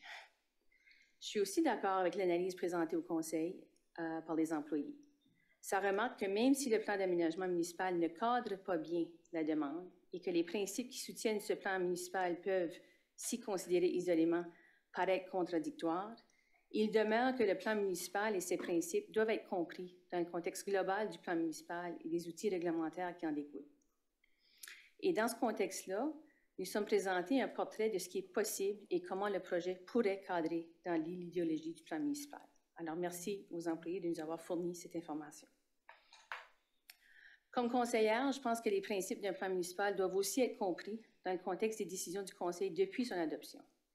Les changements démographiques et géographiques que DIEP a eu depuis son adoption et les discussions et directions indiquées par le Conseil en lien avec ce plan. Et c'est dans ce contexte-là que je note particulièrement les points suivants. L'importance accrue accordée par ce Conseil à la gestion des actifs naturels de notre ville. 2, le désir d'améliorer les tampons entre les différentes zones et le désir d'avoir plus d'harmonie et de verdure dans les transitions entre les zones résidentielles et commerciales ou institutionnelles. Le développement futur de la rivière Petitcodiac. La responsabilité additionnelle accordée aux municipalités dans le cadre de la réforme municipale l'an dernier. Ça m'apporte à poser la question, est-ce que ce qui est proposé est la bonne utilisation de ce terrain pour les besoins futurs de la ville? Je pense qu'un argument très fort existe que le projet proposé est une sous-utilisation de ce terrain et que le développement proposé n'exploite pas le plein potentiel de ce terrain. La conformité plausible au plan municipal n'est pas en soi suffisant pour moi pour autoriser la demande à mes yeux. Dans le contexte présent, juste parce que c'est possible n'équivaut pas qu'on devrait le faire. Je me suis ensuite tournée à l'arrêté comme tel. Mon deuxième item, c'était l'application de l'arrêté comme tel. La demande se cadre dans l'arrêté Z10, un usage spécifique et particulier en vertu de l'alinéa 8.1d proposé. À mon avis, l'alinéa 8.1d permet au Conseil d'encourager une utilisation ou un usage multirésidentiel dans des circonstances particulières. Par exemple, il pourrait peut-être être bon pour un développeur à convertir une propriété existante quand elle a encore une durée de vie. Je peux penser à changer un presbytère en condo. On peut voir comment on fait pour prolonger la vie d'une bâtisse. Sauf dans le projet proposé, on reconfigure entièrement le terrain et son utilisation. On passe d'un terrain utilisé pour des fins institutionnelles et communautaires pour maintenant le traiter comme un terrain pour utilisation spécifique, mais sans préserver grand-chose. On a fait un effort pour les arbres, puis je reconnais le développeur là-dessus. Nous avons reconnu dans le passé la difficulté que peut imposer un changement de vocation d'un terrain pour les propriétaires adjacents. Encore plus, à mon avis, à l'extérieur d'un processus de rezonage. À mon avis, cela ne doit pas se faire sans facteur clair et persuasif que le bien-être du développeur, du voisinage et le bien-être collectif seraient mieux servis par l'exercice de cette discrétion. Et donc considérer, si nous étions en présence de facteurs clairs et persuasifs, que le bien-être collectif serait mieux servi et suffisamment présent pour motiver une approbation de l'usage demandé. J'ai noté 5 choses. Le terrain n'est pas ciblé par la Ville comme étant dans une zone où la densification sera accélérée afin d'atteindre des objectifs de nouveaux logements. On se rappelle la décision importante et récente en faveur du prolongement du boulevard Dieppe, qui va grandement influencer le développement de la Ville dans un avenir proche. La Ville m'a clairement indiqué à la population dans le Dieppe Mag récent, les priorités futures de logements à haute densité se feraient le long du boulevard Dieppe pour satisfaire ce besoin.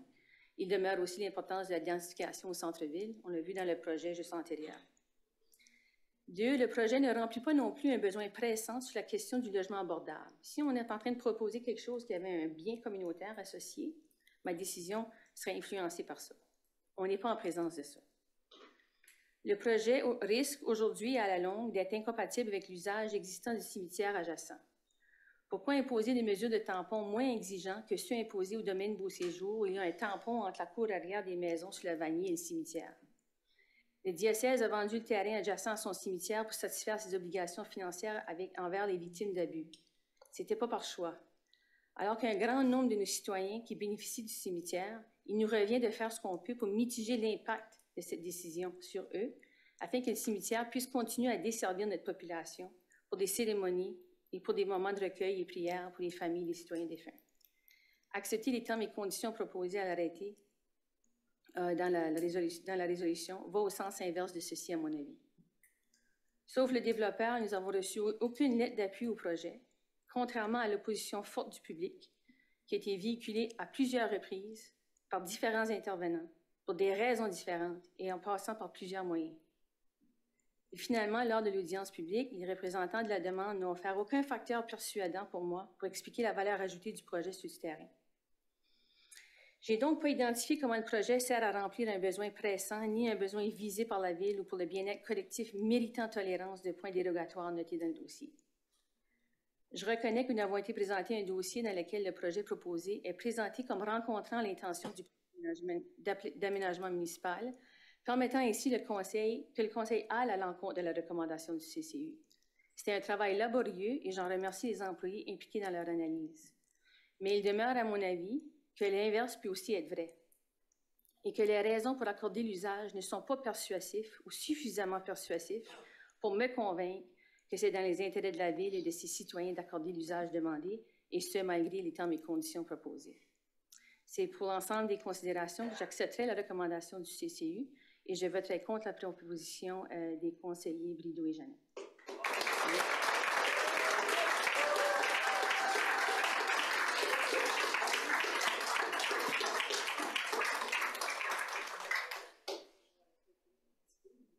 Vas-y. Ça va être moins long. Oui. Donc, je tiens à m'exprimer aussi pour justifier le vote. Donc, un des principaux éléments qui motive ma décision ce soir, c'est la nécessité de prendre en compte la conclusion des membres du CCU, de rejeter la demande de dérogation. Notamment, il y a 2 membres du CCU qui ont souligné que les dérogations demandées, telles que la hauteur et l'orientation du bâtiment, ne sont pas raisonnables. Il y a aussi un autre membre du CCI qui a réitéré ces mêmes préoccupations concernant la forme du projet, en particulier en raison de la hauteur excessive et l'orientation du bâtiment.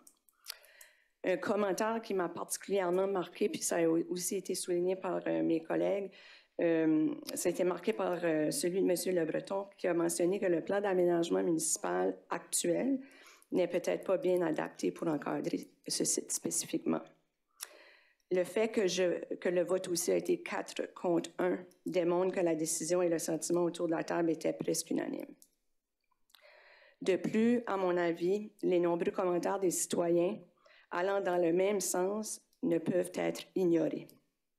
Je suis consciente que les dérogations demandées sont en lien direct entre le souhait du développeur d'accommoder de bonne foi des demandes des citoyens, mais qu'un projet demande autant de réflexion, de conditions, de modifications depuis le projet initial et maintenant plusieurs dérogations soulignent le fait qu'un projet d'une telle envergure n'est probablement pas le meilleur pour ce secteur ou ce quartier de la ville.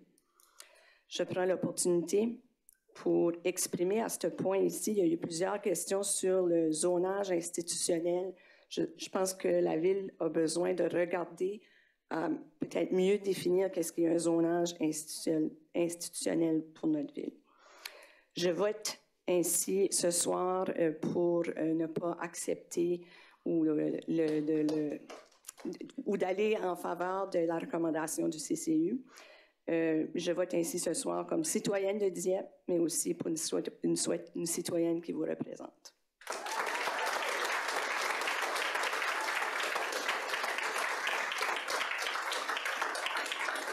Merci. On va continuer avec les gens qui sont à l'extérieur. Débuter avec Madame Leboutillier. Merci, Monsieur le maire. Vous m'entendez bien? Oui. Parfait.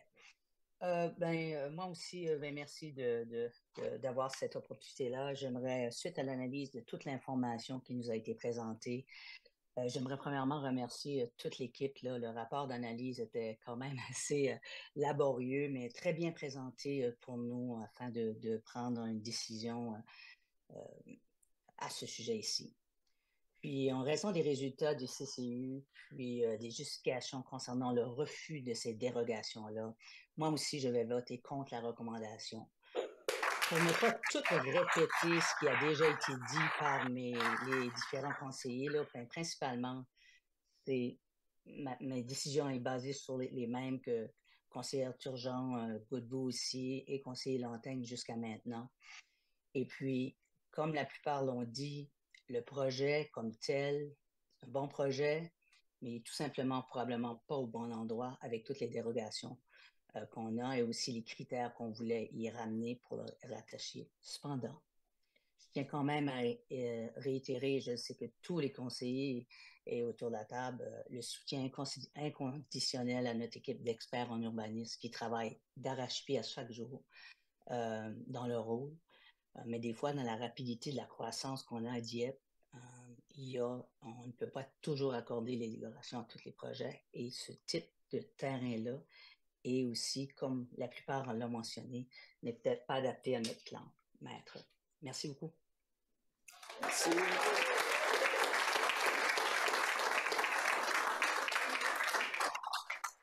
Merci, Monsieur Thibodeau. Merci. Merci, Monsieur le maire. Excusez ma voix, j'ai attrapé une grippe et j'ai de la difficulté. Alors, je ne parlerai pas très longtemps. Je veux simplement dire que moi, après avoir analysé tous les documents qui nous ont été présentés et d'avoir écouté tous les arguments des citoyens et de mes collègues et d'avoir examiné en profondeur les rapports qui nous ont été présentés, je dois dire que je trouvais que c'était un très beau projet et j'étais prêt à voter pour le projet. Et je pense que je vais maintenir ma décision. C'est tout, Monsieur le maire. Alors, c'est oui ou non? C'est oui. C'est oui, OK. Je veux juste être sûr. Merci. Monsieur le conseiller Godette. Merci, Monsieur le maire. Moi et tout, après d'avoir, je ne vais pas tout répéter ce qui a été dit, après d'avoir lu toute l'information, c'était d'un bord puis d'un autre. D'après l'article 59 sur la loi d'urbanisme, le développeur avait le droit ou les conditions étaient là pour ce développement-là, pas rien que pour cette raison-là, plusieurs autres raisons. Moi, je vais dire oui. Je vais dire oui. Merci. On va changer de place. Monsieur Brideau, excusez-moi. Vous avez entendu. Excusez-moi. Madame Genet, alors. OK. Alors, je voulais fournir mes commentaires avant le vote. Dans ma réflexion, j'ai pris en compte ce que les citoyens nous ont demandé au cours des dernières années. J'ai aussi pris en compte l'expertise de nos employés en urbanisme et les autres départements de la ville. J'ai pu voir que le développeur a su modifier ses plans initiaux pour satisfaire aux préoccupations premières du voisinage, c'est-à-dire conserver le plus d'arbres possible, créer des zones tampons avec les voisins, créer des logements abordables, éviter de faire de l'ombre sur les maisons avoisinantes, utiliser moins de 20% de la superficie du terrain pour le bâtiment et rendre le bâtiment éco-énergétique. Certaines des dérogations et des modalités ont été demandées pour tenir en compte de ces requêtes. Je note également que c'est à proximité d'une ligne d'autobus majeure de notre ville sur une route collectrice. Ce genre de construction est conforme à la vision de la ville que c'est donné. Je vois une nette amélioration comparée au plan initial qui avait été proposé l'année dernière. Et je préfère également encadrer ce projet de la façon qui nous a été présenté, d'avoir eu cette occasion plutôt que laisser choisir le développeur tout autre type de bâtiment permis par la liste d'usages autorisés par le zonage institutionnel. Le projet n'aurait pas été aussi bien conceptualisé si ce n'était pas passé devant le Conseil et s'il n'y avait pas eu collaboration avec les citoyens. S'il vous plaît. Malgré la recommandation du CCU de ne pas autoriser les dérogations, dans ce cas-ci, je vais suivre les recommandations des urbanistes et des autres professionnels que nous avons à la Ville et voter en faveur du projet. Merci. Monsieur Brideau. Merci, M. le maire. C'est des grosses décisions à prendre ce soir. J'ai fait la présentation des recommandations du CCU. J'ai écouté, comme mes collègues ont fait lors de votre présentation des doléances, des oppositions de la part de nos résidents. Moi, ça fait 39 ans passés que j'arrivais à Dieppe. À ce moment-là, contrairement à ce que mon collègue Lantaigne disait, 20 quelques mille, moi, je suis arrivé, il y avait 6200 habitants à Dieppe. Aujourd'hui, je regarde la ville de Dieppe, on est rendu à 34 000, 35 000 comprises, là. Et j'ai vu la croissance qui se passe dans la ville. Oui, on en voit des bâtiments, on voit des maisons, des constructions, des endroits où c'est qu'on avait des belles verdures d'arbres. La ville de Dieppe a changé. On est une ville urbaine. J'ai regardé ce projet-là, puis je me suis dit, comment est-ce que moi, je peux m'empêcher de voir un beau projet, m'empêcher de voir la progression qui continue à la ville de Dieppe. Alors là-dessus, mesdames et messieurs, je vais vous décevoir, mais je suis à l'opposé du CCU ce soir. Alors je vote contre la proposition qui a été faite comme telle. La proposition, c'est envers la recommandation du personnel. Je n'accepte. Je suis opposé à la proposition comme telle.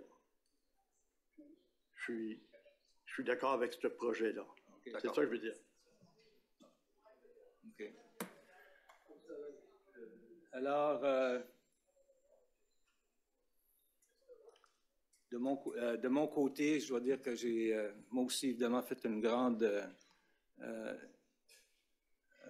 grand regard en arrière sur la ville de Dieppe, un peu comme plusieurs de mes collègues qui sont ici résidents depuis une bonne période.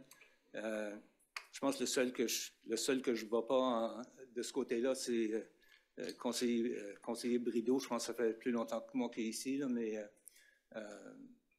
la question est que ça fait quand même déjà au moins 14 ans, sinon 20 ans, que la ville de Dieppe travaille toujours dans la même direction d'accueillir les gens, de bien les accueillir, de bien recevoir les nouveaux citoyens chez nous, et puis de continuer à construire une ville moderne.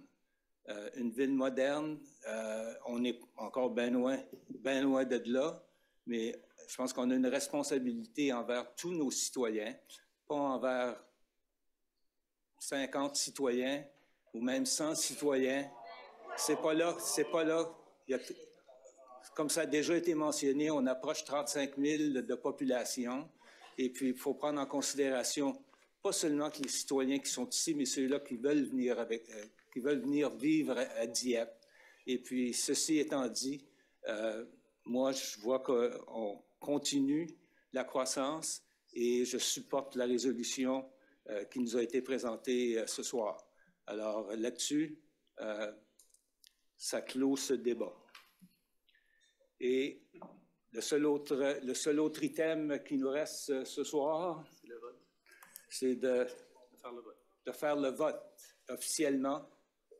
Alors, ceux qui sont en faveur de la résolution, signifiez-le par un oui. Oui. Oui. Oui. Juste pour des fins d'enregistrement, alors... pour enregistrer le nom des... Conseillère Mélissa Jeannet, conseiller Jean-Marc Brideau, conseiller Paul Godette et conseiller Ernest Thibodeau ont voté en faveur. C'est ça. Et le maire. Ensuite, contre. Non, ça vient après. OK. Ensuite, les comptes maintenant. Les contre, évidemment, on a eu... Alors, les votes contre, le conseiller Lontaigne, le conseiller Godbout, conseillère Turgeon-Roy et la conseillère Leboutillier. Alors, ayons un vote 4-4. Le maire tranche la décision et il vote pour la recommandation du personnel. Merci. La prochain item sur la liste, on en est à une première lecture au 12... Oui, pour le 12.3. Oui. Je rajouterai la fin. Je sais que tu as des besoins personnels, mais...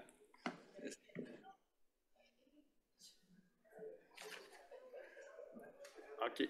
Alors, Monsieur le maire, concernant le prochain dossier au niveau des arrêtés municipaux, l'arrêté C1, ceci, c'est l'arrêté sur la circulation routière des stationnements. Alors, deux éléments qui ont été apportés comme une modification. Le numéro 6 sur la rue Aquatique, c'est de relocaliser un des deux espaces de stationnement d'accessibilité. Alors, c'est juste pour mieux répondre à la réalité de l'emplacement et aussi de modifier le numéro 48 sur la rue Lorette afin de prolonger la voie cyclable sur la rue Lorette jusqu'à l'avenue Lakeburn. Alors, c'est ça les deux révisions qui sont demandées avec la lecture de l'arrêté C1. OK. Alors, pour la lecture par titre seulement, Madame Turgeon-Roy. Donc, arrêté portant sur la circulation routière et le stationnement dans la ville de Dieppe. Je le propose en première lecture, par titre seulement. Merci. Proposé par la conseillère Turgeon-Roy, appuyé par... Bon, tout le monde est en grève. Appuyé par le conseiller Lontaigne sur la question. Aucune question. Ceux qui sont en faveur de la résolution, signifiez-le par un oui. De l'avis contraire, par un non. Alors, le 12. Excusez, l'arrêté C1, oui.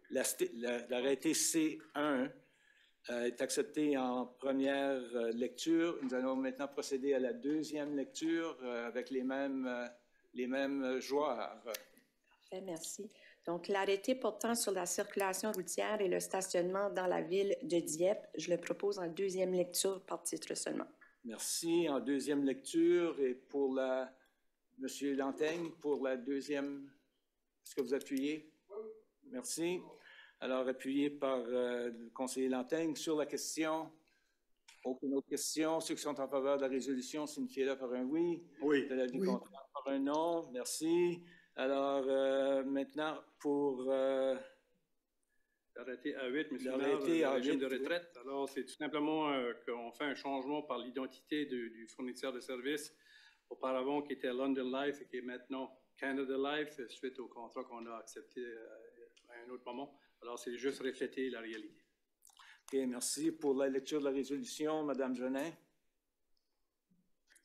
Merci, M. le maire. Arrêté A-8-2024, arrêté de la municipalité de la ville de Dieppe concernant un régime de retraite pour les employés de la ville de Dieppe. Je le propose. Merci. Proposé par la conseillère Jeannet, appuyé par le conseiller Brideau sur la question. Aucune question. Il y a peut-être juste une autre précision. Ok. Je pense qu'il y a un Précision. ajustement aussi au niveau de la contribution au fonds de pension qui a été négocié dans la dernière convention collective avec les employés municipaux. Alors, ça reflète va ça. être- C'est un élément qui est inclus dedans. Qui est inclus dans le nouveau. OK. J'ai Merci. échappé celui-là. Merci. J'ai vu les yeux là-bas. Alors, ceux qui sont en faveur de la résolution signifient par un oui. Oui. De l'avis contraire par un non. La résolution est adoptée telle que présentée. Au 13 points, excusez, lecture, monsieur le deuxième lecture, c'est vrai, j'oublie toujours la deuxième. Alors, si on peut procéder à la deuxième lecture, c'était toujours Mme Jeannet, Oui. qui est appuyée par le conseiller Brideau. Oui, je vais lire. Arrêté A-8 2024, arrêté de la municipalité de Dieppe concernant un régime de retraite pour les employés de la ville de Dieppe. Je le propose en deuxième lecture. Merci. Et qui est appuyé par le conseiller Brideau sur la question. Aucune question. Ceux qui sont en faveur de la résolution signifient par un oui. Oui. De l'avis contraire par un non. Merci. Alors, maintenant, pour le... Alors, l'arrêté Z10, l'arrêté. c'est relié au projet que vous avez adopté tout à l'heure avec les 13 éléments qui sont intégrés au projet. Alors, c'est pour passer la première et deuxième lecture par le Conseil. Merci. Pour la lecture comme telle, Monsieur Brideau, s'il vous plaît. Oui, merci, M. le maire. Par titre seulement. Par titre seulement. Par titre seulement, arrêté numéro Z-10, parenthèse 2021-13, arrêté modifiant l'arrêté de zonage de la ville de Dieppe. Je vous le propose en première lecture, M. le maire. Merci. Proposé par le conseiller Brideau, appuyé par la conseillère Jeannet sur la question. Ceux qui sont en faveur de la résolution signifient par un oui. Oui. Oui. De l'avis contraire par un non. Un non. Alors, Deux juste non. pour l'enregistrement, Oui. conseillère Jeannet, conseiller Brideau, le conseiller Godette et le conseiller Thibodeau ont voté en faveur, et la conseillère Turgeon-Roy, Godbout, Le Boutillier et le conseiller Lantaigne ont voté contre, et le maire devra trancher à nous. C'est bien. Alors, Monsieur le maire, évidemment, je suis en faveur. Et pour la deuxième lecture, M. Brideau. Monsieur le maire, arrêté numéro Z10 2021-13, arrêté modifiant l'arrêté de zonage de la ville de Dieppe. Je vous propose en deuxième lecture, Monsieur le maire. Merci. Proposé par le conseiller Brideau, qui est appuyé par Madame Jeannet, et également nos collègues qui sont à l'extérieur, Monsieur Madame Leboutillier. Godette et Thibodeau. Monsieur Thibodeau, Madame Leboutillier et Monsieur Godette, qui aussi supportent la... Alors, Non, moi, j'ai voté contre, Monsieur le maire. Ah oui, c'est vrai, excusez-moi. Alors, je vais me répéter comme tout à l'heure pour Oui. la formalité de la procédure. Alors, le conseiller Jeannet, le conseiller Brideau, le conseiller Thibodeau et le conseiller Godette ont voté pour. Et le vote contre et le conseiller Lantaigne, Godbout, la conseillère Turgeon-Roy et la conseillère Le Boutillier ont voté contre. Et le maire a tranché, encore une fois. Exact. Et En voilà. faveur de la recommandation. En faveur de la recommandation.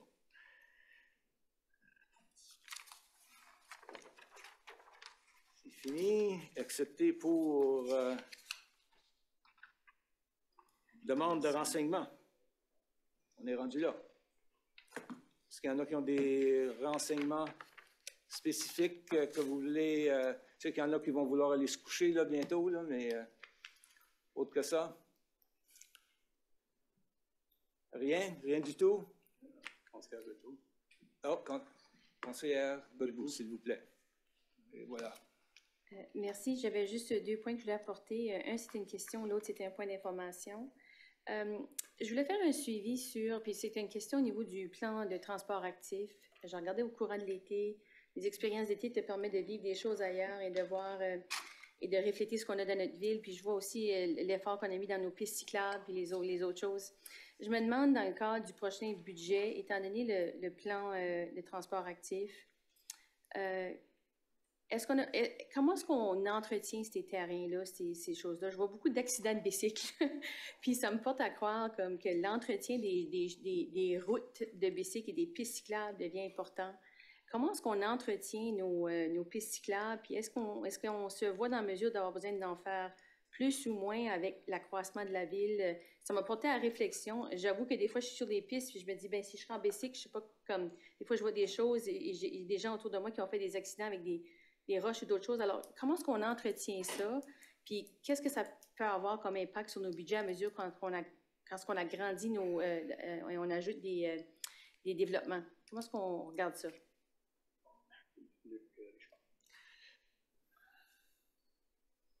Monsieur Richard, Luc. Donc, je m'en suis bien compris. La question était un petit peu deux volets. Comment on prévoit l'entretien et tout ça, puis l'impact sur nos opérations, et également comment on prévoit le futur de ces autres moyens-là de on va pouvoir maintenir le même niveau, là? Est-ce qu'on maintient le même niveau du passé, puis comment est-ce qu'on va faire pour le maintenir dans le futur? C'est une analyse qu'on fait annuellement. Donc, pour ce qui est du plan de directeur de transport actif, il y a énormément de recommandations avec des priorités qui sont établies à l'intérieur de ça. Donc, le personnel municipal, particulièrement la direction du service de mobilité urbaine, analyse et travaille avec notre service d'ingénierie et d'autres services comme les services d'opération. Puis, il apporte des recommandations au niveau des budgets, pour que ce soit pour des nouveaux tronçons de rue, des nouveaux sentiers, des choses comme ça. Puis ça fait partie de l'analyse de la direction pour voir qu'est-ce que les nouveaux projets qu'on pourrait amener pour améliorer le transport actif. Ça, c'est du côté des nouvelles infrastructures ou bonification de trajets. Si j'ai bien compris votre question au niveau des opérations, mais ça fait partie des opérations quotidiennes, que ce soit la balayeuse de rue qui passe sur nos voies cyclables. Ça se fait plusieurs fois dans l'été. Puis évidemment, de plus en plus de sentiers ou de trottoirs ou de rues qu'on a, mais évidemment, ça mène plus de temps. Puis c'est là qu'on fait l'analyse également au niveau du personnel, qu'est-ce qui est nécessaire en termes de nos opérations. Donc, je ne sais pas si j'ai bien répondu ou bien compris la question. Oui, déjà là, avec les balayeuses de rue, là, déjà, je suis un petit peu plus allumée à savoir comment on les entretient. Puis on fait ça périodiquement déjà pendant l'été? Oui. OK. Puis ça va se maintenir avec les nouveaux qu'on va mettre en place. Absolument. On va pouvoir maintenir le même point. Puis si les citoyens ont des plaintes à savoir que c'est peut-être pas fait, où est-ce qu'ils peuvent diriger ces plaintes-là? Ils appellent à la ville, puis nous, on dirige ça aux bonnes personnes. Oui. OK, merci. C'était une question de suivi que j'avais. Mon deuxième point d'information, je voulais juste aviser les membres du conseil que j'avais eu dans le dernier mois l'opportunité de visiter la construction et l'état de la construction de la nouvelle station de police qui se fait à la ville. Je voulais vous rassurer que ça fait vraiment... ils sont très avancés dans le processus. Ils ont fait sûr de nous entrer là avant qu'il y ait trop de secrets dévoilés. Mais vraiment, le processus avance très bien. Je félicite les gens à la ville de Moncton qui ont quand même la responsabilité de la bâtisse et de la création de ça. Mais ça avance vraiment très bien. Puis ça va être un outil important puis rassurant de voir qu'est-ce qu'on va avoir à notre disponibilité. Alors, je voulais juste vous donner une petite mise à jour là-dessus. Merci. Okay, merci. Je vais aller à l'extérieur pour voir s'il y en a qui ont quelque chose pour la fin de la soirée. Madame Leboutier. Merci beaucoup, Monsieur le maire. J'avais une couple de points. C'était des résidents qui m'ont fait part de la rue Gauvin. Excusez, pas la rue Gauvin. La lumière à la Pascale. Si on pourrait valider lorsqu'on tourne à la gauche. Suite à la construction de Gauvin et la France, les citoyens ne semblent pas avoir vu de différence. Il y a tellement plus de circulation sur la Pascale. C'est très dur à la sortie le matin maintenant. Et est-ce qu'on pourrait regarder à reviser d'émettre plus long la lumière pour virer à la gauche sur la Chartersville? On en prend note, concernant le Boutillier, puis on comprend que là, c'est le retour à l'école, l'université, tout ça. Là. C'est ça, exactement. Critique. Des longues attentes. Il y a celle-là. Et puis, il y a aussi, qui m'a été fait part là, de certains citoyens dernièrement aussi. On aimerait, puis je ne sais pas si vous pourriez valider la Chartersville Amiraux, la lumière qui est là. Est-ce qu'on peut vérifier? La lumière ne semble pas, si un autoroute qui s'en vient de la Chartersville, disons, veut s'en aller par la Dover, s'il n'y a pas d'auto là, la lumière ne semble pas déclenchée. Puis le trafic le matin, le trafic surtout le matin, maintenant, encore une fois, à cause de la Gauvin, la distance pour s'en aller sur la Amiro de la Chartersville pour virer si tu t'en vas par l'hôtel de ville, on peut presque se rendre des fois à la centrale. Oui. La question à valider, est-ce que les lumières sont capables, d'après un tel délai, de virer pour donner accès aux voitures à Chartersville, même si on sait que c'est un hill, je ne connais pas la terminologie française, là, mais il y a tellement de trafic le matin qui arrive là, c'est très dur de même prendre le chemin. Si on pourrait valider ça, ça serait bien, puis regarder que cette lumière-là, ça se pose sur la Chartersville pour laisser les voitures décoller. On doit dire que la circulation qui est engendrée par la fermeture de la Gauvin a un impact sur l'Amiro, Chartersville, Vanier, etc. Alors, c'est encore pour à peu près 1 mois et demi.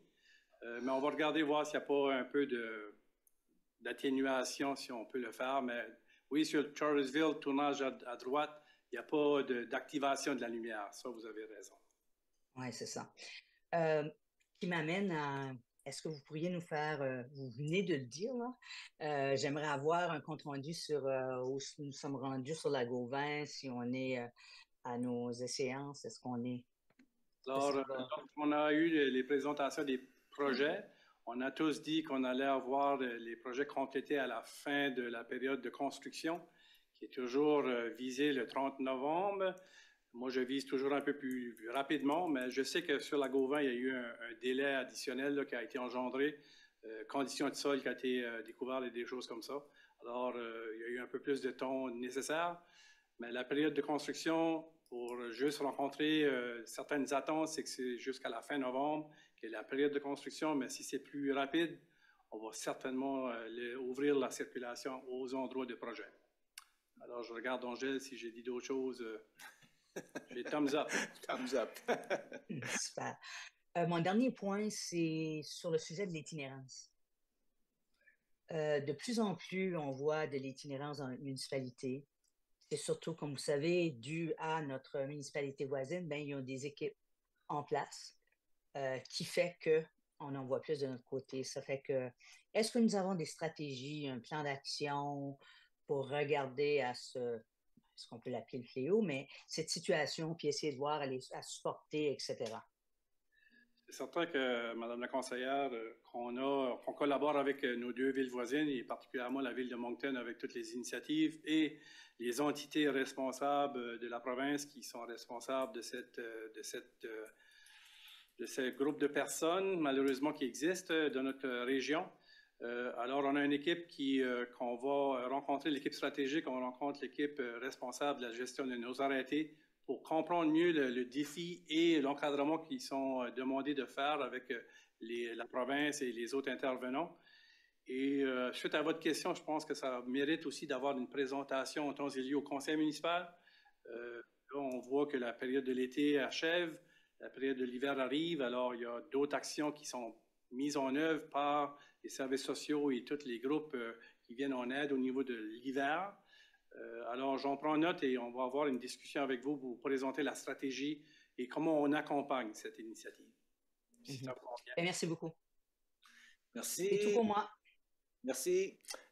Monsieur Godette. Merci, M. le maire. Juste faire du pouce sur, on a parlé des sentiers. Moi, j'avais eu des appels, un appel ou 2 pour des sentiers avec des citoyens qui étaient concernés pour des arbres morts sur les sentiers. Puis juste pour dire que ça a été réglé vite, ça a été réglé tout de suite. Puis moi, je trouve qu'on a vraiment des bons sentiers. Je me promène pas mal pour ces jours ici, là, mais je me promène beaucoup dans les sentiers. Puis on a des voisinages, j'ai été partout au Nouvelle-Écosse, sur les déplantoirs.